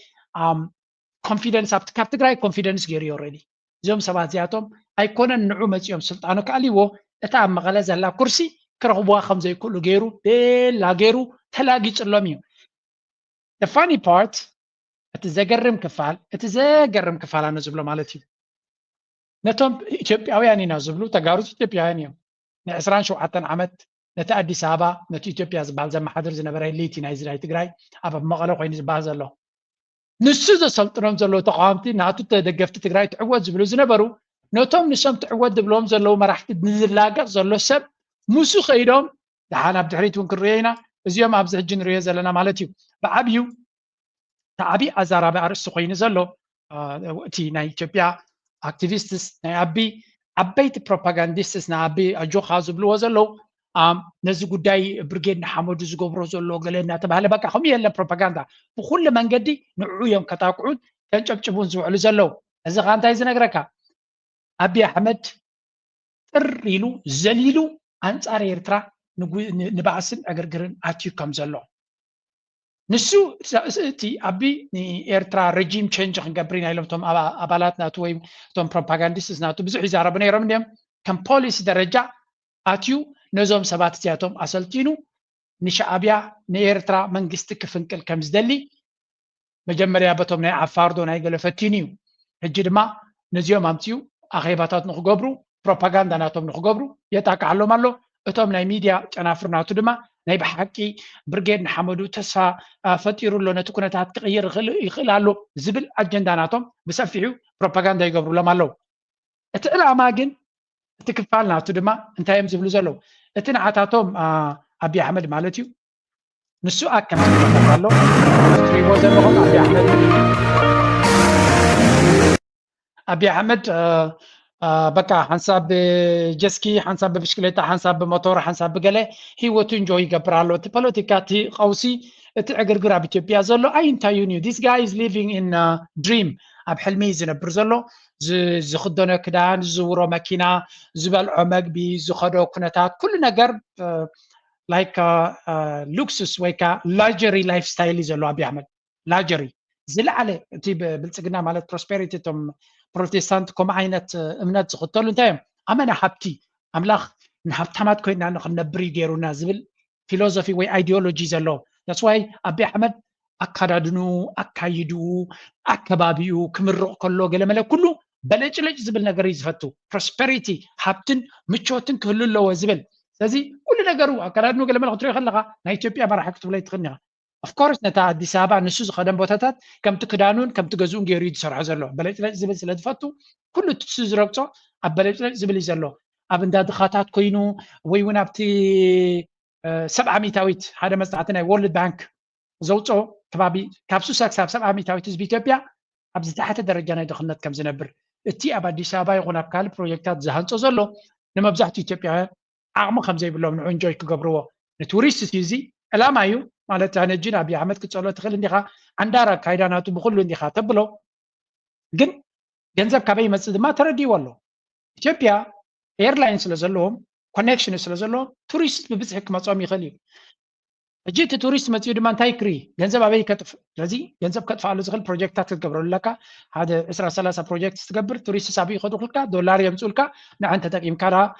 كها درون جزي خارقة ولا جلجيركا نتس حيلخا أنا خيركا كتصل تخليخا قال عدان عندي دان كوها بروجكت سريكا ودي خان تخين كها نعمل تشاينا قال بروجكت خسر لك تخينهم جي قال بروجكت كتودك تكل على كسر لذي in that regard he's doing okay أبتهنسا أبت بروجكت نسوز خدو زلو بحثير جنزب كتم سألو تخل من قدي بزي سلام توريزم كل يكلني يس ግን እቲ ኩናት ኣብ ኣምሓራ ኣብ ኦሮሚያ እዩ ዘሎ ኣዲስ ኣበባ ካብን ኣቡ ሰላም የለን ገለ ትብል ናይ ኣቢ ፖሊሲ ነፍሱ ዝኻለካሊ እዩ እቲ ኣብ ልዕሌና ዝሓስቦ ዘሎ ክኸውን ከሎ ግን መንግስቲ ኤርትራ እንታይ ዓይነት ስጉምቲ ክወስድ ይኽእል ምክንያቱ እዚ እንድሕር ኮይኑ እቲ ንሱ ዝኽተሎ ዘሎ ኣይዲዮሎጂካሊ ድማ ዝደልዮ እዚ ሕጂ ንሰምዖ ዘለና ኢና ወላ እቶም ፀረ ኤርትራ ኣብ ጎኑ ዝስለፉ ዘለዉ ዝዛረብዎ ዘለዉ ስምዑ እድሜያቸውን ነው እየነገርኩ ያለሁት 77 ዓመተ ምህረት ሳይሆን እድሜያቸው ኢሳያስ አፈወርቅ ወደ 77 እንደዚህ መሰለኛል ነብስ ካወቁ ጊዜ ጀምሮ ኢትዮጵያን የሚጎዳ ነገር ሲሰሩ የኖሩት መሪ ናቸው ኢትዮጵያን በ30 ዓመት ጦርነት ሲያምሱ የነበሩ ናቸው ኢትዮጵያን የባህር በር ያሳጡ ናቸው አንድ ሀገር የነበረውን ኢትዮጵያን ለሁለት የከፈሉ ናቸው ኢትዮጵያን በባድመ ጦርነት ወረራ ፈጽመው በመቶ ሺህ ለሚቆጠሩ ወጣቶች እልቂት ምክንያት የሆኑ ሰው ናቸው እንታይ ዝብል ዘለዚ ከም ኢትዮጵያዊ ከም ኢሉ ክዛረብ nothing surprising ዘገርም ኣይኮነን ኩለንተን ዝበለን ገምጥልዎን 7 ዓመታት ንኢትዮጵያ ባሕሪ ንኸይትረክብ ሓንቲ ንኸይትኸውን ገለመለ ዝገበረ እዩ ብግምጣሉ 7 ዓመታት ኤርትራ ናፃ ንኽትከውን ልኡላውነታ ንኽትሕሉ መሬታን ባሕራን ንኽትቆፃፀር ናይ ኢትዮጵያ ግበታን ስርቅን ምልክን መግዛእትን ጭቆናን ንኸብቅዕ ዝተቃለሰ እዩ ዝብል ዘሎ ስለዚ ብግምጣሉ ኩሉ ኤርትራ ኮይንካ ክትሪኦ ከለኻ everything ኢትዮጵያውያን ዝደልዩ አንጻሩ ስለ ዝገበረ ንኤርትራ እዛ ላይ ናይ ሎሚ ቅርፂ ዘለዋ ኤርትራ ንምዃን ዓብይ ኣበርክቶ ዝገበረ ምዃኑ ዝነግር ዘሎ ኩሎም ቶም ተሰሪዖም ዘሎ ኢትዮጵያውያን ክንምንታይ ምሳና ክደናገፁ ኩሉ ምሳና ሓልዮት ዘለዎ ምሳና ጉርብትና ሰናይ ጉርብትና ባህልን ሃይማኖትን ክብርታትን ዘመሳሰሎም ኣሎ ኢሎም ክሸጡ ተፈተኑ ኣብ መወዳእታ ስትራቴጂካዊ ረብሓ ናቶምን ናትናን ተፃራሪ እዩ ናቶም ስትራቴጂካዊ ረብሓ ንኤርትራ ጠርኒፍካ ነቲ ኤርትራውነት ዝበሃል ኣጥፊካ ወላ ህዝቢ ኤርትራ ፈሓብትን ይተዎ መሬታን ባሕራን ንኽምቁፅፃር እዚ እቲ ስትራቴጂካዊ ሕልምናቶም ናይ ነዊሕ ሕልምናቶምን ፕላናቶምን እዚ እዩ ኤርትራ እንታይ ስትራቴጂካዊ ሕልምናታ ክኸውን ዘለዎ እዚኣ ሓንቲ መንግስቲ ኤርትራ ብግልፂ ክምልሳ ዘይከኣለ ዘሎ መንግስቲ ኤርትራ ብግልፂ መልሲ ከውርደላ ዘይከኣለ ሕቶ ስትራቴጂካዊ ኣጠማምታ ናይ ኤርትራ ኣብ ልዕሊ ኢትዮጵያ እንታይ እዩ ምክንያቱ ናይ ኢትዮጵያውያን ኢሊት ሃይለ ስላሴ ደርግ መለስ ሃይለ ማርያም ኣቢ ሚስተር ኤክስ ድሕሪኡ ድመፅእ ኩላቶም ኣረኣያናቶም ናይ ነዊሕ ፕላናቶም እንታይ እዩ ንኤርትራ ኣጥፊኻ ባሕራ መሬታ ንምጥርናፍ እዩ ሃይለ ስላሴ እኳ በቃላቱ ፅቡቅ ገይሩ ተዛሪብሉ እዩ ነዚ ድፍረት ስለ ዝነበሮ መሬታን ባሕራን እምበር ህዝባ ኣየድልየናን እዩ ብምባል ፅቡቅ ገይራ ቀሚጥሎም እዩ ንኣብዪ ኣሕመድ ሮል ሞዴል ናቱ ንጉስ ሃይለ ስላሴ እዩ ስለዚ ሚእቲ ዝቕበሎ ኣይዲዮሎጂ ተለዎ መሬታን ባሕራን ዋላ መጀመርያ ዓቕሙ ስለ ዝፈል እንታይ ኢሉ ብሓይሊ ክወስዶ ከምዘይክእል ፈሊጡ ምስ ኤርትራ ዓሰብ ክንረክብ ኢና ኣብ መንግስቲ ኤርትራ ዓሰብ ክበና ባሕሪ ክንጥቀም ኢና ኢሉ ብዙሕ ግዒሩ ማለት እዩ ድሕሪኡ ግን ከምዘይከም ዝፈለጠ ድማ ብሓይሊ ይኹን ብሰላማዊ መንገዲ ክንረኽቦ ኢና ብምባል ብድሕሪ መጋረጃ ድማ ንኤርትራ ባሕብትን ኢትየ እቲ ባሕሪ ክጥርንፎ እየ ዝብል ከም ተዛረበ ብዙሕ ግዜ ሰሚዕና ማለት እዩ again እቲ ፕላን ናቶም ስትራቴጂካዊ ራእይ ናቶም ኣብ ነዊሕ ንኤርትራ ንምጥርናፍ እዩ ኤርትራ ከስትራቴጂካዊ ዕላማ ስትራቴጂካዊ ኣተሓሳስባናታ ምስ ኢትዮጵያ እንታይ ክኸውን ነዛ ኢትዮጵያ ከም ሃገር ንክትቅፅል ጎረቤትና ስለ ዝኾነት ንኸይትበታትን ዲና ክንፅዕራላ ዘለና ወይስ እቲ ሃገር ፋሕብትን ኢላ ወይ እውን ፋሕብትን ከይበለት ግን ንኤርትራ ስግኣት ክትከውን ከምዘይትኽእል ጌርና ኢና ክንሪኣ ዘለና ኣይ ቲንክ ሕጂ ዝኸዶ ዘሎ እቲ መንግስቲ ሓደ ውሳነ ወሲኑ ከም ዘሎ ንርኢ ኣለና ምክንያቱ ናይ ኢትዮጵያ ናይ ሓዋሩ ስትራቴጂካዊ ፀላኢ ናቶም መን እዩ ግብፂ እዩ ግብፂ ማለት ናይ ሓዋሩ ፀላኢ ናትና ኢሎም ዘቐመጥዎን ኣብ መፅሓፍቶም ዝሰፍረን እዩ ኤርትራ ስትራቴጂካዊ ሽርክነትን ዋዕላን ስትራቴጂካዊ ውዑል ምስ ግብፂ ክትፈራረም ከላ መንግስቲ ግብፂ ከምኡ ኢሉ እዩ ስትራቴጂካዊ ናይ ዲፈንስ ውዑል ምስ ግብፂ ክትፈራረም ከላ ናይ ግብፂ ስትራቴጂካዊ ረብሓ ኢትዮጵያ ክትበታተንን ፋሕብትን ክኣትዋን እዩ ስለምንታይ ኢትዮጵያ ትበሃል ሓያል ሃገር ክሳብ ዘላ እቲ ኒል ከምቲ ንሶም ዝደልይዎ ኮይኑ ክጠቕሞም ኣይክእልን ስለዚ ኢትዮጵያ እንተኮይኑ ዝተዳኸመት ሃገር ክትከውን እንተዘየለ ድማ ክትበታተን እውን ናይ ግብፂ ሕልምን ስትራቴጂካዊ ጠማምታን እዚ እዩ ብስ ኤርትራ ድማ ቆሪፅ ምስ ግብፂ ውዑል ጌራ እንድሕር ንብል ኣለና ነዚ ፕላን ናይ ግብፂ ከተተግብሮ ትብገስ ኣላ ክንብል ኣይንኽእል ኢና ስለዘይ ሰማዕናዮ ኣካይዳ ናታ ግን ካብ ኢትዮጵያ መኒና ተዓልያ ከም ዘላ ዘርኢ ኩነታት ንርኢ ኣለና ስለምንታይ ብወቅዕደ ይዛረቦ ከምቲ ከማቶም ሻዕብያ ምስጢራውነት ስለ ዘለዎ ብፍላይ እዚ ድማ ተነቃፊ ነገር ስለ ዝኾነ ብኣፍካ ስለተዛረብካ ድማ ዝመፅእ የለን ኣብ ተግባር እንታይ ትገብር ኣለካ ይትቐንዳ ገዳሲ ስለዚ ኤርትራ ምናልባት ከምቲ ቀደም ትገብሮ ዝነበረት ኣብ ዘመነ ህወሓት ኣብ ኣዲስ ኣበባ ከሎ ዝገብርዎ ብዙሓት ዕጡቃት ጉጅለ ናይ ኢትዮጵያ ብምስልጣን ነታ ኢትዮጵያ ንሓዋሩ ክበታትንዋ ፅዒሮም እዮም ኣይፀዓሩን ክንብለካ ኣይንኽእል ኢና ገይሮም እዮም ፈቲኖም እዮም እኮ ብሓፈሻ ንኢትዮጵያ ድማ ነቕ ኣቢሎማ እዮም ኢትዮጵያ ምስ ኣሜሪካ ምስ ኩሉ ሓይልታታ ከላ ነቕ ኣቢሎማ ነይሮም እዮም ኣብ ጌም ኦቨር ወያነ ጌም ኦቨር ዝብል ዘረባ እኮ 2016 እዩ ተዘሪቡ ነቲ ኩነታት ብውሽጢ ሓዊ እትዮም ስለ ዝነበሩ ይፈልጡ ስለ ዝነበሩ ፕሬዚደንት ኢሳያስ ወላ ኣማኻሪ ፕሬዚደንት ሃገር ኤርትራ ኣቶ የማነ ገብረኣብ ኣብ 2015 ገለ ከማን እዛ ከምኡውን ጀነራል ስብሓት ኣብ 2008 እዛ ወያነ ትበሃል ዘላ ሓደ መዓልቲ ከም ባላንጂና ተተኪሶ ንመቐለ ክትምለስ ኢሎም ነይሮም እቲ ዝሰርሕዎ ዝነበሩ ስትራቴጂካዊ ኣካይዳ ይፈልጥዎ ነይሮም እቲ መንግስቲ ኣብ ኣዲስ ኣበባ ዘሎ ክወድቕ ምዃኑ ኣብዚ ሕጂ እዋን ከ እንታይ እቲ ስትራቴጂካዊ ኣካይዳ ናቶም ብርግፅ ምስ ግብፂ ዝበለፀ ዲል ገይሮም ኣለዉ ኣክንዲ ፋኖ ዶ ወላ ዕጡቕ ጉጅለ ዶ ገለገለ ዶ ከተሳስት ትፍትን ግዜካ ተባኽን ምስ ዓበይቲ ሓይልታት ኣላያንስስ ምግባር ዝበለፀ ስትራቴጂ ብኡ መንፅር ጌርካ ድማ ሓያለ ኤርትራ ምስ ግብፂ ዝግበር ሽርክነት ድማ እንታይ ኢልና ብዙሕ ግዜ እዚ ነገራት እቲ ሕልሚ ናቶም ምስ ፈለጥካ ካውንተር ናቶም ሕልሚ ክትገብር ኣለካ እዚ ተደጋጋሚ ሰማዕናዮ ዘረባ እዩ የእናንተ ብቻ አይደለም ሁላችንም እንጠቀማለን አንዱ ሰጪ አንዱ ነሺ አይደለም አንዱ ፈታሽ አንዱ ተፈታሽ አንዱ ከፋይ አንዱ አስከፋይ አይደለም ገመናችን ተገልጦ በአደባባይ ምናስገባው ምናስወጣው እየተቆጠረ ሪፖርት የተደረገ አይደለም ምንፈልገው ራሳችን የምናዘው የነበረን በኔ እድሜ ነበረ ያስተዳደር ነው የተደራደር ነው እዚኦም አክቲቪስትስ እዮም ግን አክቲቪስትስ ስለዝበልዎ ከምኡ ማለት አይኮነን ኤግዛክትሊ ናይ አቢ አሕመድ ሕልምን አጀንዳን እዚያሱ ዝብላ ዘሎ እዩ አቢ አሕመድ ድማ በምስጢር ይኮነ በአፍ ክንደ ግዜ ነጊርና ስለዚ ናይቲ ባሕሪ ሕልምናቶም እንታይ ምዃኑ ንጹር እዩ ናይ ባሕሪ ሕልሞም አቢ አሕመድ ናቱ መርሕነት ከመይ ጌርካ ነቲ ባሕሪ ናይ ኤርትራ ትወስድ እሞ ንኤርትራ ድማ ፋሕብትን ትእትወላ እዩ ኤግዛክትሊ ከምዚ ይገብር ኣሎ ንሱ ግን ንባዕሉ እንታይ ፀገም ይስምዖ ኣሎ ስምዖ ብዚ የምታደርጉትን ሙከራ ተው አይጠቅማችሁም እኔን ለመግደል የምታደርጉትን ሙከራ ተው አይጠቅማችሁም ምንም በሻሻ ብንወለድ በብልጠት ብዙ ከእናንተ ስለማናንስ ማለት አሁን አይንን ጨፍንና ላሞኝ ሳይሆን ማናንስ ማለት አሁን አይንን ጨፍንና ላሞኝ ሳይሆን አያስፈልገንም ግን እርሶ በደንብ ያውቃሉ ከኔ ያላነሰ እኔን ለመግደል ብሓፈሻ አብይ አሕመድ በቶም ምክልኻል ናቱ ስጋት ከም ዘለዎ ዝገልጽ ሓበሬታ ተደጋጋሚ ኣብ ገጻት ናይ ኤክስ ኢርየ ስቲል ንባዕሉ ኢንሴኪሪቲ ዘለዎ መራሒ ነዚ ኩነታት እዚ ከብል ከሎ ግን ትግራም ኣብዚያ ስምዕዋ እስከዚያ ሪፖርት እዚያ ስምዕዋ ድሕሪ ኩነተሓዞ ክንፍትን ኢና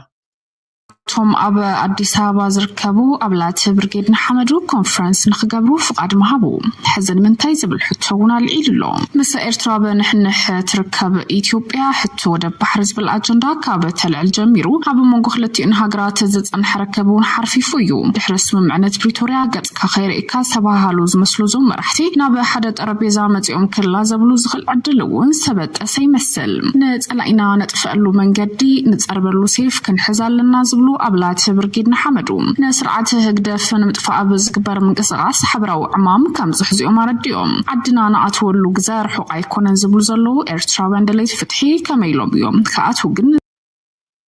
እዚ ሕቶ እዚ ማለት እቲ አብይ አሕመድ ነዚ ኩነታት እዚ ምውፃዱ ገለ ካብቲ ዝብልዎ ዘለዎ እስከ ንስማዕ ፅቡቅ ጌሩ ክርዳእና ኣነ ምስክሬ ተደፊአ መምህርና ገዲፈ ጫፍ ምዕራብ በፂሐ ኩሉ ኮሊለየ ዝኽየር ቦታ የለን ኣብዚያ ፅኑ በፂሕና ተመሊስና ኩሉ ርኢነ መደደቀሲ ዝሑል ማይ ስጋ ኩሉ በቃ ትምቸት ዝበሃል ርኢናዮ ዝኽየር ቦታ የለን ኣብዚያ ፅኑ ዝኽየር ቦታ የለን ኣብዚያ ፅኑ ዝኽየር ቦታ የለን ኣብዚያ እታ ገይም ትሪእዋ ኣለኹም ከመይ ገይሮም ነቶም ሰባት ኣብቲ ናትካ መፃወዲ ኣትእትዎም ኣብ ሶሻል ሚድያ ካ ሰቤላ ገይሩ ስለ ዝቋፀሮም ዘሎ ገሊኦም ከምዚ ይብሉ ካልኦት ድማ ናቶም ስታይል ኣለዎም ዝተፈላለያ ድሮናት ኣለዋ ማለት እዩ ኣብነት ዋጋ $9,000 ድሮን ኣለዋ ናይ ሰቐፍለታዊ መጥቃዕቲ ዝገብራ ድሮናት ማለት እዩ እዚአን ሕጂ ኣነ ሓንቲ ክገዝእ እኽእል ንስኻ ሓንቲ ክትገዝእ ትኽእል ንስኻ ሓንቲ ክትገዝእ ትኽእል ኖርማል እዩ ማለት እዩ ሚት ተመልሰ ንገዝእ ንኽእል ኢና ድሮን ናይ ሚልዮናት ጥራሕ ኣይኮናን ናይ ማዕታ ሸሓት ጥራሕ ኣይኮናን ዘለዋ ማለት እዩ ወላ እታ መስኣሊት እውን ድሮን እያ ንሳ እውን ብዙሕ ቁም ነገር እዩ ዘለዋ ማለት እዩ ሕጂ ድሮን ሕቶ ናይ ድሮን ግን ዋላ ኣብቲ ዋዕላ እውን ካልእ መንገዲ ከም ዝገበርዋ ሰሚዕና ኣለና ኣብዚኣ እስከ ስምዖ كيروس أمتكم زلترون ولا الو بومب لنا زمركم أبانكم زلوا بومب جنزل ولا الو بعد كفلون بعد كيروس بطر حركنا 3 عامات أقوم مسلمنا يمكن أقوم እዚኣ ንሪኣ ዘለና ጉዳይ እያ እታ ጉዳይ ኣብ መወዳእታ ገንዘብ ነዋፅእ እያ ክትከውን ማለት መበል 200 ግዜ እቲ ገንዘብ ከምዚ ኢሉ ክዋፃእ መቸም ነቲ ዘዋፅእ ንነፍሱ ኣይኽፋዮ ምናልባት ኣብዚኣ እንታይ ይብል ፀኒሑ ንስኻትኩም ኣብዚ ፅንሑ ንስኻትኩም ኣብዚኣ ፅንሑ ንሕና ኩሉ ርኢና መፂና ኢና ይብላ ኣሎ ኩሉ ተሪኢኻ ኩሉ ርኢኻ ተመኒዩካ እንተኮይኑ ደኣ እንታይ ክትገብር ትምለስ ኣለኻ ብኣኮፍ ዘይትብሉ ማለት ንመንግስቲ ኤርትራ ንምግምጣል እንድሕር ኮይኑ እቲ ፕላን ናቶም እሞኻ ብሓይሊ ክትግምጥሎ ትደሊ ተኮይንካ then why don't you stay no of course እዚኦም ሰባት እዚኣቶም ላጀር ሂወት ምቾት ናይ ሂወት ዘስተማቕሩ ሰባት እዮም እቲ ዝዓበየ ቃልሲ ንሪኦ ዘለና እዚ ብዚ ንሪኦ ዘለና ዳንኬራ እዩ እዚ ብዚ ንሪኦ ዘለና ሳዕስዒት እዚ እቲ ሕመረት ናታ መወዳእታ ቤላ ጌርካ ትስዕስዕ ባንዴራ ሒዝካ ተብል ኣብ ስዊድን ንሪዮ ኣብ ዩኬ ንሪዮ ኣብ ጀርመን ንሪዮ ኣብ ሆላንድ ንሪዮ ኣብ ካናዳ ተራዩ ኣብ ኣሜሪካ ተራዩ ትስዕስዕ ኢንጆይ ትገብር ጉድ ታይም ትሕልፍ እንደን ነፋሪትካ ተሰቂልካ ፈርስት ክላስ ጌርካ ዓድኻ ትምለስ ክትምለስ ከለኻ ናይ መፋነዊ ገንዘብ ትገብር መኸዲኻ መምለሲኻ ትኬት ናይ ኣየር ሂቡኻ ናይ ሆቴልካ ይሽፈነልካ this is entertainment without borders እዚ ፈርስት ኢንጆይ እናገበርካ ትነብር no problem as far as ሰባት ከምኡ ክገብርዎ ተመሪፆም ፅቡቅ እዩ ግን ናይ ብሓቂ ናይ ፖለቲካ ሕቶ ንፖለቲካዊ ቃልሲ ወይ እውን ለውጢ ንምምፃእ ነይሩ ተዝኸውን እቲ ኣጀንዳ ኣው በፂሕካ ኣለኻ መጀመርያ ካብቲ ኣይዲዮሎጂካሊ እዚኣ ባንዴራ እዚኣ ሓንቲ ስእሊ ነይራት ንብዚ ብዙሓት ቀደም ዝብልዋ ዝነበሩሎም ድማ እናነፀረት ድመፀት ማለት እዩ ብቀደም እውን እቲ ፕላን ንሱ እንዲ ነይሩ ግን ምስ ግዜኻ ኩሉ እቲ ነገራት እናነፀረ ስለ ዝኸይድ እዩ ከምዚኣ ትሪእዋ ዘለኹም ኣብ 22 ፖስት ዝገበረ እያ ናይ መወዳእታ ዕላማና ዓባይ ትግራይ ምፍጣር እዩ ነይሩ እታ ዓባይ ትግራይ ዳ ዓባይ ኢትዮጵያ ንምባላ ስለደሕፍሮም ዲ ነይሩ ባንዴራ ናይ ዓባይ ትግራይ ዝነበረት ተገምቲላ ሎሚ ባንዴራ ናይ ኢትዮጵያ ኮይና ኣላ ናይ ሃገሮም ባንዴራ ጀጋኑ ዝወደቑሉ ባንዴራ ንክስከሙ ዝተፀየኑ ሰባት ናይ ትግራይ ክስከሙ ናይ ኢትዮጵያ ጠቂዖም ኣብ ልዕልያ ክዛረቡ they have no problem or they have no shame ሕፍረት የብሎም ስክፍታ የብሎምን but again እቲ ኩነታት እዚ ቢዝነስ እዩ ንዓታቶም ግን እዚኦም ዝብልዎም እኮ ኤርትራ ሃገራዊ መንነት ኣብ ድንቁርና ውትድርና ፀረ ትግራዋይነት እዩ እዚ እኮ ንኣይ ሪፈር ትግበር ምስ መድህን ገብረ ስላሴ ኢንተርቪው ዝገበረ ኣማንኤል ሳህለ እኮ ኤርትራዊ ክትበሃል ተኾንካስ ትግራዋይ ክትፀልአለካ እኮ ኢልካ ፀሊኦም ጠጠው ይበሉ እዞም ሰባት እዚኦም እንታይ መስለካ መረብራ ኣነ እዚ ኤክስኪውዝ ፖስትስ ኣትወደን ፌስቲቫል ናይ ህግደፍ ስለ ዘለስ ኩልኻ ንሽወደን ክትትብል ክሳብ ሎሚ ፀማም ሓደ ደርፉ ዝፖለቲካዊ መለለይ ዓመት ዓመት ለዝመን ሰይዚ ኣብ ሽወደን ክተት እናበልካ ዓመት መፃወት ናይ ሕጊ ናይ ኤሮፓ ክትገብር ካልእ መካኒዝም ናይ ቃልሲ ትፈጥር ካልእ ሓይሊ ትገብር ንቃልስኻ ኣይትግምግምን ዓመት ለዝመን ሰይዚ ደብድሕሪ ፀገማቶም ዘይፈለጡ ከብቲ ዲኻ ክትብሎም እንታይ ኢኻ ክትብሎም ደቂ ዓድና ነቲ ስርዓት ዘሳሲዎ ዘለዉ ረዲ ሕሪኦም ከተጉዩ እዮም ልምዳዊ ክወስድ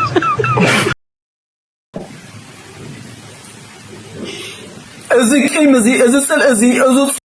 ኣብርሃ ገብረ ኣብዚኣ ካ ፅቡቅ ትመልሲ ብነይሩ ቀርሕንቲ እዚ ከዓኒ እቲ ኩሉ ግዜ ንዛረቦ ስዋ እናፀመካ ደርሆ እንዳሕረድካ ንብሎ መበገሲኡ እዚ ፅል እዚ ኮይኑ ሕቶ ትግራይ ዝበሃል ቀቢርካ ከመይ ጌርካ ኢትዮጵያውያን ኣኪብካ ንህዝቢ ኤርትራ ትድምስሶ ብዘይካ እዚኣ ካልእ ሕልሚ ይብሉን ስለዝኾነ ሕጂ ምስኦም ክሰርሕ ዝረኣናዮ ስጉምቲ ክንወስደሉ ኢና ዝለኩም ዘሎ ብጋህዲ እቲ ፅል የውፅእ እዩ ዘሎ እዚ ፅል እዚ ኸን ህዝቢ ትግራይ ይጠቕሞ ዶ ከጥፍኦ እምበር ምክንያቱ ንሕና እውን ገዛና ክንሰርሕ ናይ ግድን ስለ ዝኾነ ገንዳ በልካዶ ትጋገ ዝበሃል ኣሎ ግደፉ መሻርክትኩም ፍለጡ ኣብ ዘይትወፅዎ ከይዳኣትዉ ምስ ትማሊ ዘጥፍኹም ነበርኩም እዚ ከምዚ ዓይነታት ተሓሳስባን ይበልዎ እንዳተባሃልካ ከለካ ግዜ እንተዘይተጠቂምካሉ እንተዘይተሰርሕካ ብሓፈሻ እቲ ኣብርሃ ገብረ ፅቡቅ ገይሩ ዝምልሰሎም ኣብዚኣ ካ ስምዕዎም ኣብ ማሕበራዊ ሚድያ ግን ሸር ክብለ ከምኡውን ብመፃኢ ኣም ሶሪ ብርጌድና ሓመዱ ጨንፈር ቤይ ኤርያ ከምኡውን እዚ ጉዳይ እዚ ቢዝነስ ምዃኑ ብምንታይ ትፈልጡ ቅድሚ ሕጂ ነጊረኩም እየ ናይዚ ዝዛረብ ዘሎ ዩቱብ ቻነል ራይዎ እቲ ዋዕላ 5-6 ቪድዮ ላይፍ ገይሩሉ እዞም ሰባት እዚኣቶም they're doing their business and nothing ሰብ ቢዝነስ ክገብር ልክዕ ከምቲ ንጎ ተንሲኻ ስራሕካ ትወፍሮ ዘለኻ ንሱ ስርሑ ዩቱብ ቢዝነስ ተኮይኑ ኖ ፕሮብለም እቲ ፀገም ንቃለስ ኣለና እዮም ዝብሉ ገለ ሰባት ትኬት ቆሪፆም ገንዘቦም ከሲሮም ሆቴል ገለ ሒዞም ኮፍ ኢሎም ኣለዋው ፍሉጥ እዩ በዓል እዚ ግን ኩሉ ነገር ስፖንሰር እዩ ኣብታ ዋዕላ 3 4 5 ቪድዮታት ላይፍ ገይሩ ነይሩ በትርሑኻ ኣይኮነን ዩቱብ ስለ ዘለና there is an income ስለዚ ዩቱበርስ መርሕዎ ቃልሲ it's a business ክርዳኩም ክኽእል ኣለዎ ነቲ ገርሁ ልቡ ምስኦም እናኸደ ዝባል ዘሎ በር ኩሉ እቲ ማይክሮፎናቶም ገለመለ ኩሎም በቃቶም ዩቱበርስ እዮም ክንደይ ቪድዮ ወፂኡ ነይሩ ላይፍ ኣድዩ ትቁፀሮ ቢካዝ እንጀራ እዮም ብዙሓት ዩቱበራት ከይዶም ነይሮም ነፍሲ ወከፎም ድማ ኮንተንት ዝበሃል እዚ ኮንተንት ክንረክብ ኣለና እዮም ዝብሉ ከመይ ጌርና ኮንተንት ንገብር ኦዲየንስ ናትና ምስኦም ኮኔክት ክንገብር ኣለና it's a business man it is what it is ከምታ ዘለዋ ውሰዳ እዞም ሰባት እዚኣቶም ኣብ ኣዲስ ኣበባ ቦታ ቀይሮም ኣለዉ ሆቴል ኣለዎም ኢንተርኔት ኣለዎም that's it it's a business ገሊኦም ኣብኡ ኮፍ ክብሉ እዮም ምክንያቱ ኢንተርኔት ፅቡቅ ኮይኑ ምቹው እዩ ንስራሕ ማለት እዩ ንፕሮፓጋንዳ ንክትገብር ቀሊል ክኸውን ስለ ዝኽእል they're gonna do it ስለዚ ሰብ ቢዝነሱ ንክገብር ፀገም የብሉን ኩሉ ሰብ ሰሪሑ ክነብር ስለ ዘለዎ ምስ ፖለቲካ ተሓይስካ ኣጀንዳ ክትፈጥረሉ ምፍታን ግን ቅድሚ ሕጂ ኣብ ጎደናታት ወፂኻ ንኤርትራውያን ምህራም ፌስቲቫላት ሓዊ ምእታው ገለገለ ምግባር ከም ቢዝነስ ኮይኑ ኣጆኹም ኪድ ኢሎሞም ሂወቶም ተበላሽ ኢሎ ነቶም ሕጂ ኣብ ኢትዮጵያ ዘለዎ ድማ ከምኡ ገይሮም ጠባቢሶሞም እሶም ኣብ ካልእ ሴፍ ዝኾነ ቦታ ክኸድዮም ናይ ኤውሮጳ ናይ ኣሜሪካን ፓስፖርት እውን ኣለዎም ኣብዪ ኣሕመድ ንዖም ክቐርቦም ኣይክልኒ ወይ የገርህ ልባ ከምዛ ኣብ ኤውሮጳ ኣብ ፈቐዶ እስር ቤታታት እያ ዋጋ ትኸፍል ዘለና ሓዋሩ ድማ ወረቐታ ተበላሽ እዩ ዘሎ ኣብ ኢትዮጵያ ድማ ከማ ገይሮም ሓዊ ፃሕቲሮም ኣብ ዘዋፅኦም ክኸዱ እዮም እቶም ካልኦት ግን ግዳይ ክገብሩ እዮም ናይ ብሓቂ ዕላማ ተዝልዎም እዞም ሰባት እዚኣቶም ኣብኣ ኮፍ ኢሎም ትግራይ ቀረባ ያባ ትኬት ከፍ ኢሎም ኣብታ ግንባር ከይዶም ነቲ ሰይጣናዊ ባርባራዊ ሸይጣናዊ ዝብልዎ ሰራዊት ናይ ኤርትራ ምገጠምዎ ኣይገብርዎን እዮም ግን ንካልኦት እዮም ኣብ ሓውቅቱ ዝደልዩ ንሳቶም ኣይገብርዎን እዮም they don't do this ስለዚ ናቶም ማይክሮፎን ጌርካ ኣብ ዩቱብ ቀሪብካ ምዝራብያ ከማ ጌርካ ድማ እንጌራኻ ተብስእ ብርጌድ ንሓመድ ጨንፈር ሲያትል ዋሽንግተን ኣብ ኣሜሪካ ደብዳቤ ሸሪለ ኣለኹ ኣፀሓፍና እዚ ምሳኹም ሎሚ ብመንፈስ ኣብለና ብምባል ደብዳቤ ናይ ድጋፍ ሰዲዶም ኣለዉ ማለት እዩ ስለዚ ጣቃዒት ሃቡና እዩ ናይ ምትብባዕ መፂና ኣለና ነቶም ብሕጂ ድመፁ ቦታ ክነጣጥሕ ማለት እዩ ብሓንሳብ ኮይና ስለዚ እቲ ጉዳይ ብጣዕሚ ፅቡቅ ይድሳለጥ ዘሎ ማለት እዩ ምክንያቱ ብርጌድና ሓመዱ ከምቲ ገለገለ ሰባት ኣብ ዘለዉ ንሕና ብርጌድና ሓመዱ ኢና ገለ ዝብሉ ከምኡ ዘይኮነ ሰብ ኢና ከፍ ኢልናሉ ኣካል ኢና ከፍ ኢልናሉ ብዙሓት ንሻስርና ይበሎ ወደ ገባ በሎ ገለ በሎ ዝበሃል ኣብቲ መሬት ባዕሉ እዩ ዝዋጋእ ነይሩ ናይ እዚኣቶም ፍሉይ ዘብሎ ክድዓት ግን ንኻልኦት ሰብኡት ፀዊዖምሲ ንዓነ ደይ ድፈራኺድ ዝብሉ ምዃኖም ትዘገርም ነዲኦም ሒዞም ዘድፍሩ ንዓኺድ ነደይ ተጋሰሳ ዝብሉ ንዓኺድ ንሓፍተይ ተጋሰሳ ዝብሉ ረስሓት ናይ ታሪክ ምዃኖም ኢታ እዚኣቶም ክድዓት ፍሉይ ዝገብሮ ማለት እዩ እንተ ኣብ ታሕቲ እንተዘይደጊፍኩም እንተዘይተባቢዕኩምኒ ክቕፅሎ ይክእልኒ እቲ ፅሑፋት ከምዚ ጌርካ ንኣሜሪካ ምርባሽ ክቕፅሎ ተኮይነሲ እስኻትኩም ካብ ትዊተርን ገለመለ እንቶም ብሉ ገለመለ ትበሃሉ እንተ ደኣ ንዓዲ ገዲፍካ ወፂኻ ጅግንነት ቀደም ግን ህድማ እዩ ዝበሃል ነይሩ እንተ ደኣ ንዓዲ ተመሊስካ ከዳዕ ኣብ ደገ ስለ ዘለኻ ጥራሕ እዩ እቲ ጅግና ዘብለካ ወይ እውን ኣብ ደገ ስለ ዘለኻ ከዳዕ ዘብለካ ካልእ መዐቀኒ የሎን እንታይ ንርኢ ኣለና ኣብዚ መሲልኩም እቲ ጅግና ዝብል ቃል ንሃገሩ ዝወደቐ ንባንዴሩ ዝወደቐ ከም ከዳዕ ናብ ሃገሩ ዝኸደ ጀጋኑ ዝወደቑሉ ክንደይ ታሪክ ዝተፈፀመሉ ዓዲ ቦታቱን ርስቱን ናብኡ ዝኸደ ዋላ ኣብኡ ኸይዱሲ እቲ ኣብ ሓንጎሎም ከየ ዝብለኩም ዋላሲ ናብኡ ኸይዱሲ ገለ ነገር ክሰርሕ ይኽእል እዩ ዋላ ተቃዋሚ ነይሩሲ ኣብ ዓዲ ኸይዱስ ገለ ነገር ክገብር ይኽእል እዩ ምስቲ መራሕቲ ክራኸብ ይኽእል እዩ ዝብል ሓሳብ የብሎምን እዞም ሰባት እዚኣቶም ኣሚን መንግስቲ ናይ ኤርትራ ንክንግምጥል ኢና ንፅዕር ዘለና እዮም ዝብሉ ኣብዚ ትዘረባናቶም ከምኡ how are you going to do it ናብ ኤርትራ ንዝኣተወ ዋላ ቁሩብሲ ከም ስለያ ኮይና ኣቲና ገለ ክንገብርና ናብ ኤርትራ ገፅካ ክትቀርብ ክንድዝፍርህ ዘለካ ኣዲስ ኣበባ ኮይንካ ያይ ብዘረባን ብሳዕስዕን ብጓይላንሲ መንግስቲ ኤርትራ ክትግምጥል how is that going to work ብኸመይ ክሰርሕ ነቲ ኣብ ዓዱ ዝኣቱ ዘሎ ሰብ ግን ዝኾነ ይኹን ንምንታይ ዕላማ ንሃገሩ ይኣትሎ ጽቡቕ ይዛቱ ዘሎ ንካላ ኣጀንዳ ኣለዎም ክብል ኢላ ይኮንኩን ግን ናብ ሃገሩ ንዝመለስ ከም ከዳዕ ዝቆፅሩ ናብቶም ከዳዓት ዝኸዱሉ ዝነበረ ሃገር ኢትዮጵያ ይጸላይና ናና ታሪኻዊ ጸላይና ኢትዮጵያ እዩ ምስ ኢትዮጵያ ዝሰርሕ ድማ ባይ ዴፊኒሽን ከዳዕ እዩ ተርዲኹም ኣለኹም ምስ ኢትዮጵያ ዝሰርሕ ክብለኩም ከለኹ ምስ ኢትዮጵያ ኮይኑ ኣንጻር ህዝቢ ኤርትራ ዝሰርሕ ማለት እዩ ምክንያቱ ኣብዚኣ እዋን እዚኣ ኤርትራ መንግስቲ ኤርትራ ምስ መንግስቲ ኢትዮጵያ ክሰርሕ ከሎ ክልቲኦም ነናቶም ረብሓ ነይርዎም ብሓደ ብሽርክነት ድማ ይኸዱ ነይሮም ኣብዛ ሕጂ ግን መንግስቲ ናይ ኢትዮጵያ ተፃራሪ ኣንጻር መንግስቲ ኤርትራ እዩ ዝኸይድ ዘሎ ስለዚ ምኻልኣ ዘራርባ ድሓርካ ረብሓናቱ ትፈልጦ ኢኻ ድሌትናቱ ትፈልጦ ኢኻ ባሕርና ኤርትራ እዩ ዝደሊ ክድቅሱን ክትምሱ ከለዉ ባሕርና ኤርትራ እዩ ዝረኣዩ ተርዲኹም ኣሎ እዚ ነዚ ንክገብር ዝሓልም ዘሎ መርከብ መራኸበይ መተንፈሲ ደሊ ኣለኹ ንዝብል ዘሎ ሓይሊ ምሱ ክሰርሕ ተጀሚርካ ንዓኻ ሃገር ሂቡ ባሕርን መሬትካን ተቆፃፅሮ ኢሉ ናፃ ክገድፈካ ኖ ኣብሶሉትሊ ንዓኻ መጋበርያ ገይሩ ኣጀንዱ ከሳልጥ እዩ ስለዚ ከዳዕ ውፁእ ዝኾነ ከዳዕ ዝበሃል ምስ ፀላኢኻ ኮይኑ ንሃገሩን እንዳ ዓድቡን ከፍርስ ዝመፅእ እዩ ሰራዊት ናይ ኤርትራ ጋኔን እዩ ሸይጣን እዩ ጆኖሳይደር እዮም ዝብልዎ ነይሮም ስለዚ ምስቲ ኣብ ትግራይ ጆኖሳይድ ዝፈፀመ ቀንዲ ነቲ ጆኖሳይድ ድማ ዝሃንደሰ እንተተፈፂሙ ኮይኑ ማለት እዩ ናይ ኣቢ ስርዓት እዩ ምስ ክሰርሑ ስኽፍ ዘይብሎም ኢና ንርኢ ዘለና this is the biggest it could get ካብዚ ዝዓቢ ውጥቀት ክንርኢ ንኽእል ኢና ትማል እዚ ይበዲሉና ኢልካ 10 ግዜ ትግዕረሉ ዝነበርካ ምሱ ተንበርኪኽካ ንኽትከይድ ካብዚ ዝኸፍእ ድኽመት ክንርኢ ብቆድም ልበይ ምግቢ ህዋሳተይ መቕሰኒ ኣእምሮ መዕረፊ መንፈሰይ ብቆድም እዚኣ ትሪእዋ ኣለኹም እዚኣ ናተይ ባህጊ እያ ንሓዋሩ the journey from ኣስመራ to መሳዋ ካብ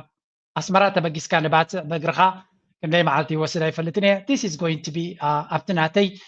ባኬት ሊስት ይብልዎ ክገብሮ ይደሊ እየ ኣብ ሂወተይ ክፍፅሞ ይደሊ እየ ዝብሎ ሓንቲ እዚኣ እያ ክትከውን ካብ ኣስመራ ንባፅእ በእግርኻ ምኻድ ድዩ ብገለ መንገዲ ጌርካ ክትገብሮ ትኽእል ኣይነው ብዙሕ ግዜ ከም ዝወስድ ኣብ እግረይ እኳ ይተኣማመን እየ ክገብሮ ይክእልኒ ይብልኒ ግን እቲ ግዜ ዝጠፍእ ቁሩብ ግዜ ዘገድስ እቲ ግዜ እንታይ ዘፍርሃኒ ግን ኣብ ሂወተይ maybe ድሕሪ 20 ዓመት ድዩ ድሕሪ ክንደይ ዓመት ኣብ ሂወተይ ክገብራ ዝደሊ እዞም ዝገብርዋ ዘለዉ እዮም and I hope ግሩፕ ድማ ከም ቲም ኮይና ንገብሮ ድማ ሕልምናተይ እዩ ካብ ንኤርትራ ሓደ ሰብ ኣሎ ከምዚ ኢሉ እናዞረ ዝበፅሓ ኢልኩም ነርኩም እዚ ግን ከም ባህሊ ክተኣታቶ ዘለዎ ኣብ ኤርትራ ሃገር ጀጋኑ ብእግሮም ተቃሊሶም ናፅነት ዘምፁ እንድሕር ኢልና ነቲ ሃገርና ንሶም ዘረከቡና ድማ በእግርና እናኸድና ክንርያ ክንክእል ኣለና ናይ ብሓቂ ደስ ትብል ቪድዮ የርየ ተስፋ ይሂበካ ሓደ መዓልቲ ኣብ ሂወትና ንኩሉ መሬት ናይ ኤርትራ ምናልባት ብእግሪ ክትበፅሖ ቀሊል ክኸውን ኣይክእልኒ ግን እቶም ትኽእሉ ናይ ኤርትራ ንእሽተይ ሃገር እያ ስለዚ ንዓና ዓባይ ሃገር እያ ግን በእግርኻ እውን ክብፅሕ ዝኽእል ቦታታት ኣለዋ ናይ ብሓቂ ደስ ዘብል ካምፔይን ሓደ ካብቲ ቱዱ ሊስት ኣብ ኤርትራ ክኸውን ዘለዎ እዩ ምክንያቱ ካብ ኣስመራ ተበጊስካ ንባፅእ ቁልቁለት እዩ ቁልቁለት ይብዓብ እዩ ስለዚ ክትከዶሲ ከቢድ ኣይኮነን ካብ ባፅእ ተበጊስካ ንኣስመራ ከቢድ እዩ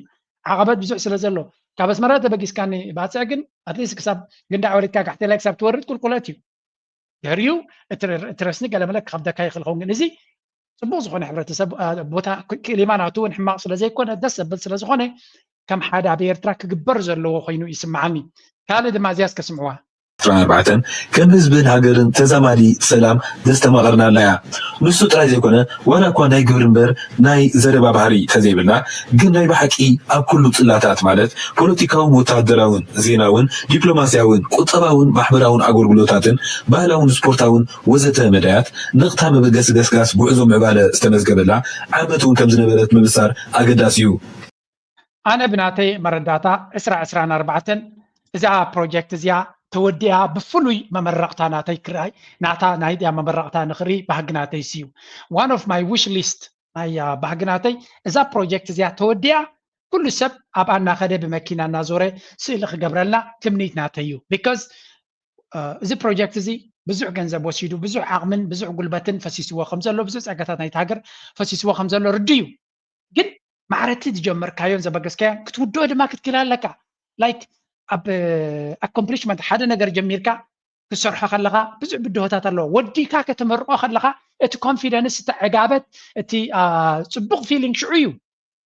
ውድድር ማራቶን ሰብ ክጎይ ከሎ እቲ ውድድር ኣይኮነ ትምቾት እታ ናይ መወዳእታ ምስ ተዓወትካ ዘለኻ ክትውዳእ ከለኻ እታ ውድድር ዓብይ ዘሎ እቲ ዕጋበት ስለዚ ፕሮጀክት እዚኣ ተስፋ ይገብር ኣብ 2025 ገለ ካብተን ዝውድኣ ፕሮጀክት ክትከውን ምክንያቱ ኣነ ኣብዚ ቻነለይ ትከታተሉ ኩሉ ግዜም ትፈልጡ ሃውሲንግ ፕሮጀክት ተቀዳመይቲ ኣብ ደገ ዘሎ ኤርትራዊ ከኣትወልካ እንተደሊኻዮ ኣብ ዓዲ ኢንቨስት ክገብረልካ ተደሊኻዮ ብቐጥታ ምስታ ዓዲ ክወሃሃድ ተደሊኻዮ ቀዳመይቲ ክትገብራ ዘለካ ናይ ሃውሲንግ ፕሮጀክት ከተፍቅድ ክትክእል ኣለካ እዚኣ ነዚኣ እንተደይ ጌርካ ኢንቨስተር ኤርትራዊ ኣብቲ ዓዲ ኣትዩ ካልእ ፕሮጀክት ክገብረልካ ከቢድ እዩ ምክንያቱ ካልእ ፕሮጀክት ከቢድ እውን ስለ ዝኾነ ኢማጂን ሕርሻ ጀራዲን ክፈጥረልካ ዝኽእል ዓቕሚ ዘለዎ ጥራይ እዩ ካፒታል የድልዮ ብዙሕ ኦርጋናይዜሽን የድልዮ ገለመለ የድልዮ ገዛ ግን ናይ ተፈጥሮ ሕቶ ስለ ዝኾነ ነፍሲ ወከፍ ሰብ ገዛ ክህልዎ ይዝደሊ እታ መሬት ትቦም ምናልባት እቲ ዝበለፀ ነቶም ኣብ ኤርትራ ኣብ ግንባራ ዘሎ እቲ ዝበለፀ ቦታ ንዖም ሃቦም ካብኡ ኣርሒቕካ ግን ኤርትራውያን ነቶም ኣብ ደገ ዘሎ ንመን ከቀዳምነት ትቦም ነቶም ሃገራዊ ግብኦም ኣመልኪዑ 2% ድዩ ካልእ ኩሉ ትረቋሒታት ኣማሊኦም ሕጂ ደይኮኑ ቅድሚት ማለት ዘማልዎ ደይኮኑ ቅድሚ 10 ዓመት ዘማልዎ ክሳብ ሕጂ ድማ ሓንቲ ነገር ዘይግደሉ ንዖም ቀዳምነት ሃቦም ኤርትራ ናይ ብሓቂ ለውጢ ክትገብር ትኾይና ኣብዚኣ እታ ቻለንጅ ናታ ነዚኣ ክትገብራ ክትክእል ኣለዋ ነዛ ናይ ሃውሲንግ ፕሮጀክት 100 ከፊትካ ነቲ ህዝቢ ክሰርሕ ክሳብ ዘይፍቀድካሉ ቁጠባ ናይ ኤርትራ ዓቢ ለውጢ ክገብር ክእል ኢልካ ክትዛረብ ኣይትኽእልን ኢኻ ስለምንታይ መንግስቲ ጥራይ ብዝገብሮ ዘሎ ይገብር ኮለት መንግስቲ ነኩደቲ ቁጠባ ነቲ ህዝቢ ንኩሉ ግን ክትቀይሮ ኣይትኽእልን ኢኻ መንግስቲ ዓቕሚ የብሉን ናይ ኤርትራ መንግስቲ ዓቕሚ የብሉ ናይ ኣሜሪካ ዶናልድ ትራምፕ እንታይ ይብል ነይሩ ዌልካም ቱ ናባይ መፂኹም ኣምፅልኩም ነይረ እኮ ነዚ ኩሉ ሰብ ክርድኦ ስለ ዘለዎ ኣምፅልኩም ነይረ ዶናልድ ትራምፕ ናባና መፂኹም ገንዘብኩም ኢንቨስት ግበሩ ዝብል ቪድዮ ገይረ ነይረ መንግስቲ ኤርትራ ድማ እዛ ፕሮጀክት እዚኣ እቶም ኣብኣ ተሳቲፍኩም ዘለኹም ሓጎሰኩም ኣይ ሆፕ ተወዲኡ ፕሮጀክት ናትኩም ኣብዚ ገዛውትኩም ተሓጒስኩም ካብኡ ስእልታትን ቪድዮታትን ጌርኩም ልብና ከተጥፉልና ትምኒተይ ንሱ እዩ ብናትኩም ስእልታት ክንሰክር እየ ዝደላነ ብናትና ዘይኮነስ ብናትኩም ስእልታት ኣነ ድማ ደስ እናበለኒ ገዛውትኩምን ገለመለይኹምን ሸር ክንገብረልኩም ኢና ኣብ መኽፈቲ ናይ ቪድዮ ድማ ነቲ ዝተወደአ ፕሮጀክት ክትወ እዚ ሕቶ የብሉን ግን እቲ ሪል ስቴት ኢንዱስትሪ እዚ ናይ ሃውሲንግ ፕሮጀክት ኣብ ኤርትራ ኣብ ከረን ኣብ ኣስመራ ጥራይ ኣይኮነን ኣብ ኣስመራ ኣብ ባፅዕ ኣብ ከረን መንደፈራ ዓዲ ቀይሕ ደቀ መሓረ ኣቁርደት ተሰነይ ናቕፋ ኣፍ ዓበት ዓሰብ ባፅዕ ኣብ ኩሉ ግንዳዕ ኣይዶነ ገለገለ ከተማታት ሰገር ኮን ክልዋ ክለየን ኩልን ኣብ ኩለን ከተማታት እቲ ሃውሲንግ ፕሮጀክት ኩሉ ደገ ዘሎ ሰብ ኣስመራ ጥራይ ክገብር ድልየ ዘለዎ ይመስለኩም ኖ ካልእ ሰብ ወዲ ባረንቲ ክገብር ይዘሊ Yeah, it is how it is. በኤርትራ ኩሉ ኣስመራ ክነብር ዘለ ይኮነ ሓደ ካብታ ዝነበራ ቦታ ከባቢ ኣብዩ ክሰርሕ ዘለ ስለዚ ነቲ መሬት ወላ መቃቂልካ ከም ሓሳብ ዝብላነ ነቲ ዝበለፀ ነቶም ኣብ ሃገራዊ ኣብ ኤርትራ ኮይኖም ዘገልግሉ ዘለው ኣብ ሰራዊት ዘለው ንዖም ሕዚ ኣሎም ኪኑድ ማርሓቅ ኣቢልካ እዚኦም ከዓ ነቶም ኣብ ደገ ኮይኖም ግቦኦም ዘገልግሉ ድማ ተልከ ኤርትራ ብቱሪዝም ኩሉ ሰብ ገዛ ዝሰርሕ ዘሎ ኣብ ዓመት 2-3 ግዜ ኣብ ኤርትራ ክመላለስ እዩ 2-3 ግዜ በይኑ ይኮነ ምስ ደቁ ምስ ስድሩ ገዙ ከውድእ ከሎ ንከመርቆ ኢሉ ኩሎም ቤተሰቡ ክዕድሞም ያቡ ቱሪዝም ናይቲ ሃገር ክትኮስ እዩ ሆቴላት ክሰርሕ እዩ ሬስቶራንታት ክሰርሕ እዩ ድኳናት ክሰርሕ እዩ መኻይን ክሰርሕ እዩ everything is going to work ሲሚንቶ ዘፍርዝ ዳ ሲሚንቶ ክሰርሕ እዩ ዳ ሑፃ ክሰርሕ እዩ እምኒ ተምፅዳላ ክሰርሕ እያ ነዳቃይ ክሰርሕ እዩ ኮንትራክተር ክሰርሕ እዩ everybody ኣብቲ ሶሳይቲ ዘሎ ድማ በብዓቕሙ ክሰርሕ ኢንጂነር ክሰርሕ እዩ ካርፔንተር ክሰርሕ እዩ እዚኣ ታዝዓበየ ቻለንጅ ያ ንኤርትራ I know እቲ መንግስቲ ኤግዛክትሊ እንታይ ፀገማት ኣሎ ኣይፈለጥን እየ ግን እቲ መንግስቲ ድማ ነዚ ክገልፅ ክኽእል ኣለዎ ፀገማት የብሉን ይብል ኣለኹን እገዳት ፀገም ኣሎ ኩሉ ዝርዱ እዩ ግን ናዩ ኤግዛክትሊ ዝሓፅር ዘሎ ሲሚንቶ ድዩ ናይ ሲሚንቶ ፀገም እንተኮይኑ ደን ኣብ ናይ ሲሚንቶ ኣተኲርካ ምስራሕ ከድሊ እዩ ምክንያቱ if you want እቲ ኣብ ደገ ዘሎ ዓቕምካ ክትጥቀመሉ እዚኦም ሕጂ ኩሎም ኣብ ኢትዮጵያ ከይዶም ኮንፈረንስ ዝገብሩ ዘሎ መዓት ገንዘብ ከም ኢትዮጵያ ሂቦማ ዘሎ መዓት ገንዘብ I am pretty sure 100,000 200,000 300,000 ኣትዩሉ ኣብ ኢትዮጵያ እዚ እዚ ገንዘብ ዛ ኤርትራ ዓብ ለውጢ ክገብር ዝኽእል እዩ ሆቴላት ናይ ኤርትራ ክረብሓሉ ዝኽእል እዩ እዚኦም ኣትዮም ማለት ኣይኮኑን ከምኡ ዓይነት ዓበይቲ ነገራት ኣብ ኤርትራ ክግበር ከሎ መርዓታ ድዩ ኮንፈረንሳት ድዩ ክግበር ከሎ እቲ ገንዘብ ናይ ኤርትራውያን ኣክንዳብ ካልእ ዝጠፍእ ናብ ኤርትራ ክጠፍእ ይኽእል እዚኣ ድማ I really hope እዚኣ ጉዳይ እዚኣ መፈፀምታ ናታ ኣብ 2025 ክንሪ ምሳይ ተሰማምዑ ላይ ግበሩ ካባይ ዝፍለ ሓሳብ ዘለኩም ብሃናፅ መንገዲ ኣብ ኮሜንት ሰክሽን ግደፉ እናበልኩ ደገፍኩም ኣይተውዕዱ ናይ ሎማ ርእሳን ውሕያ ኣለኹ ኣብዚ ክወደ ብዛጥዕም ትደርፊ ገጥፈኩም أنت إريتراوي سببا مرحاوي يبلون أبس قوازن كمملس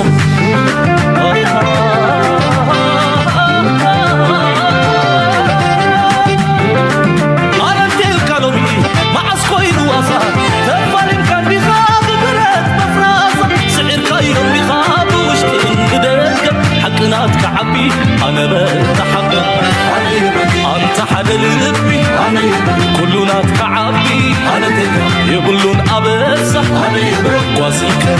أنبسة أنت إريتراوي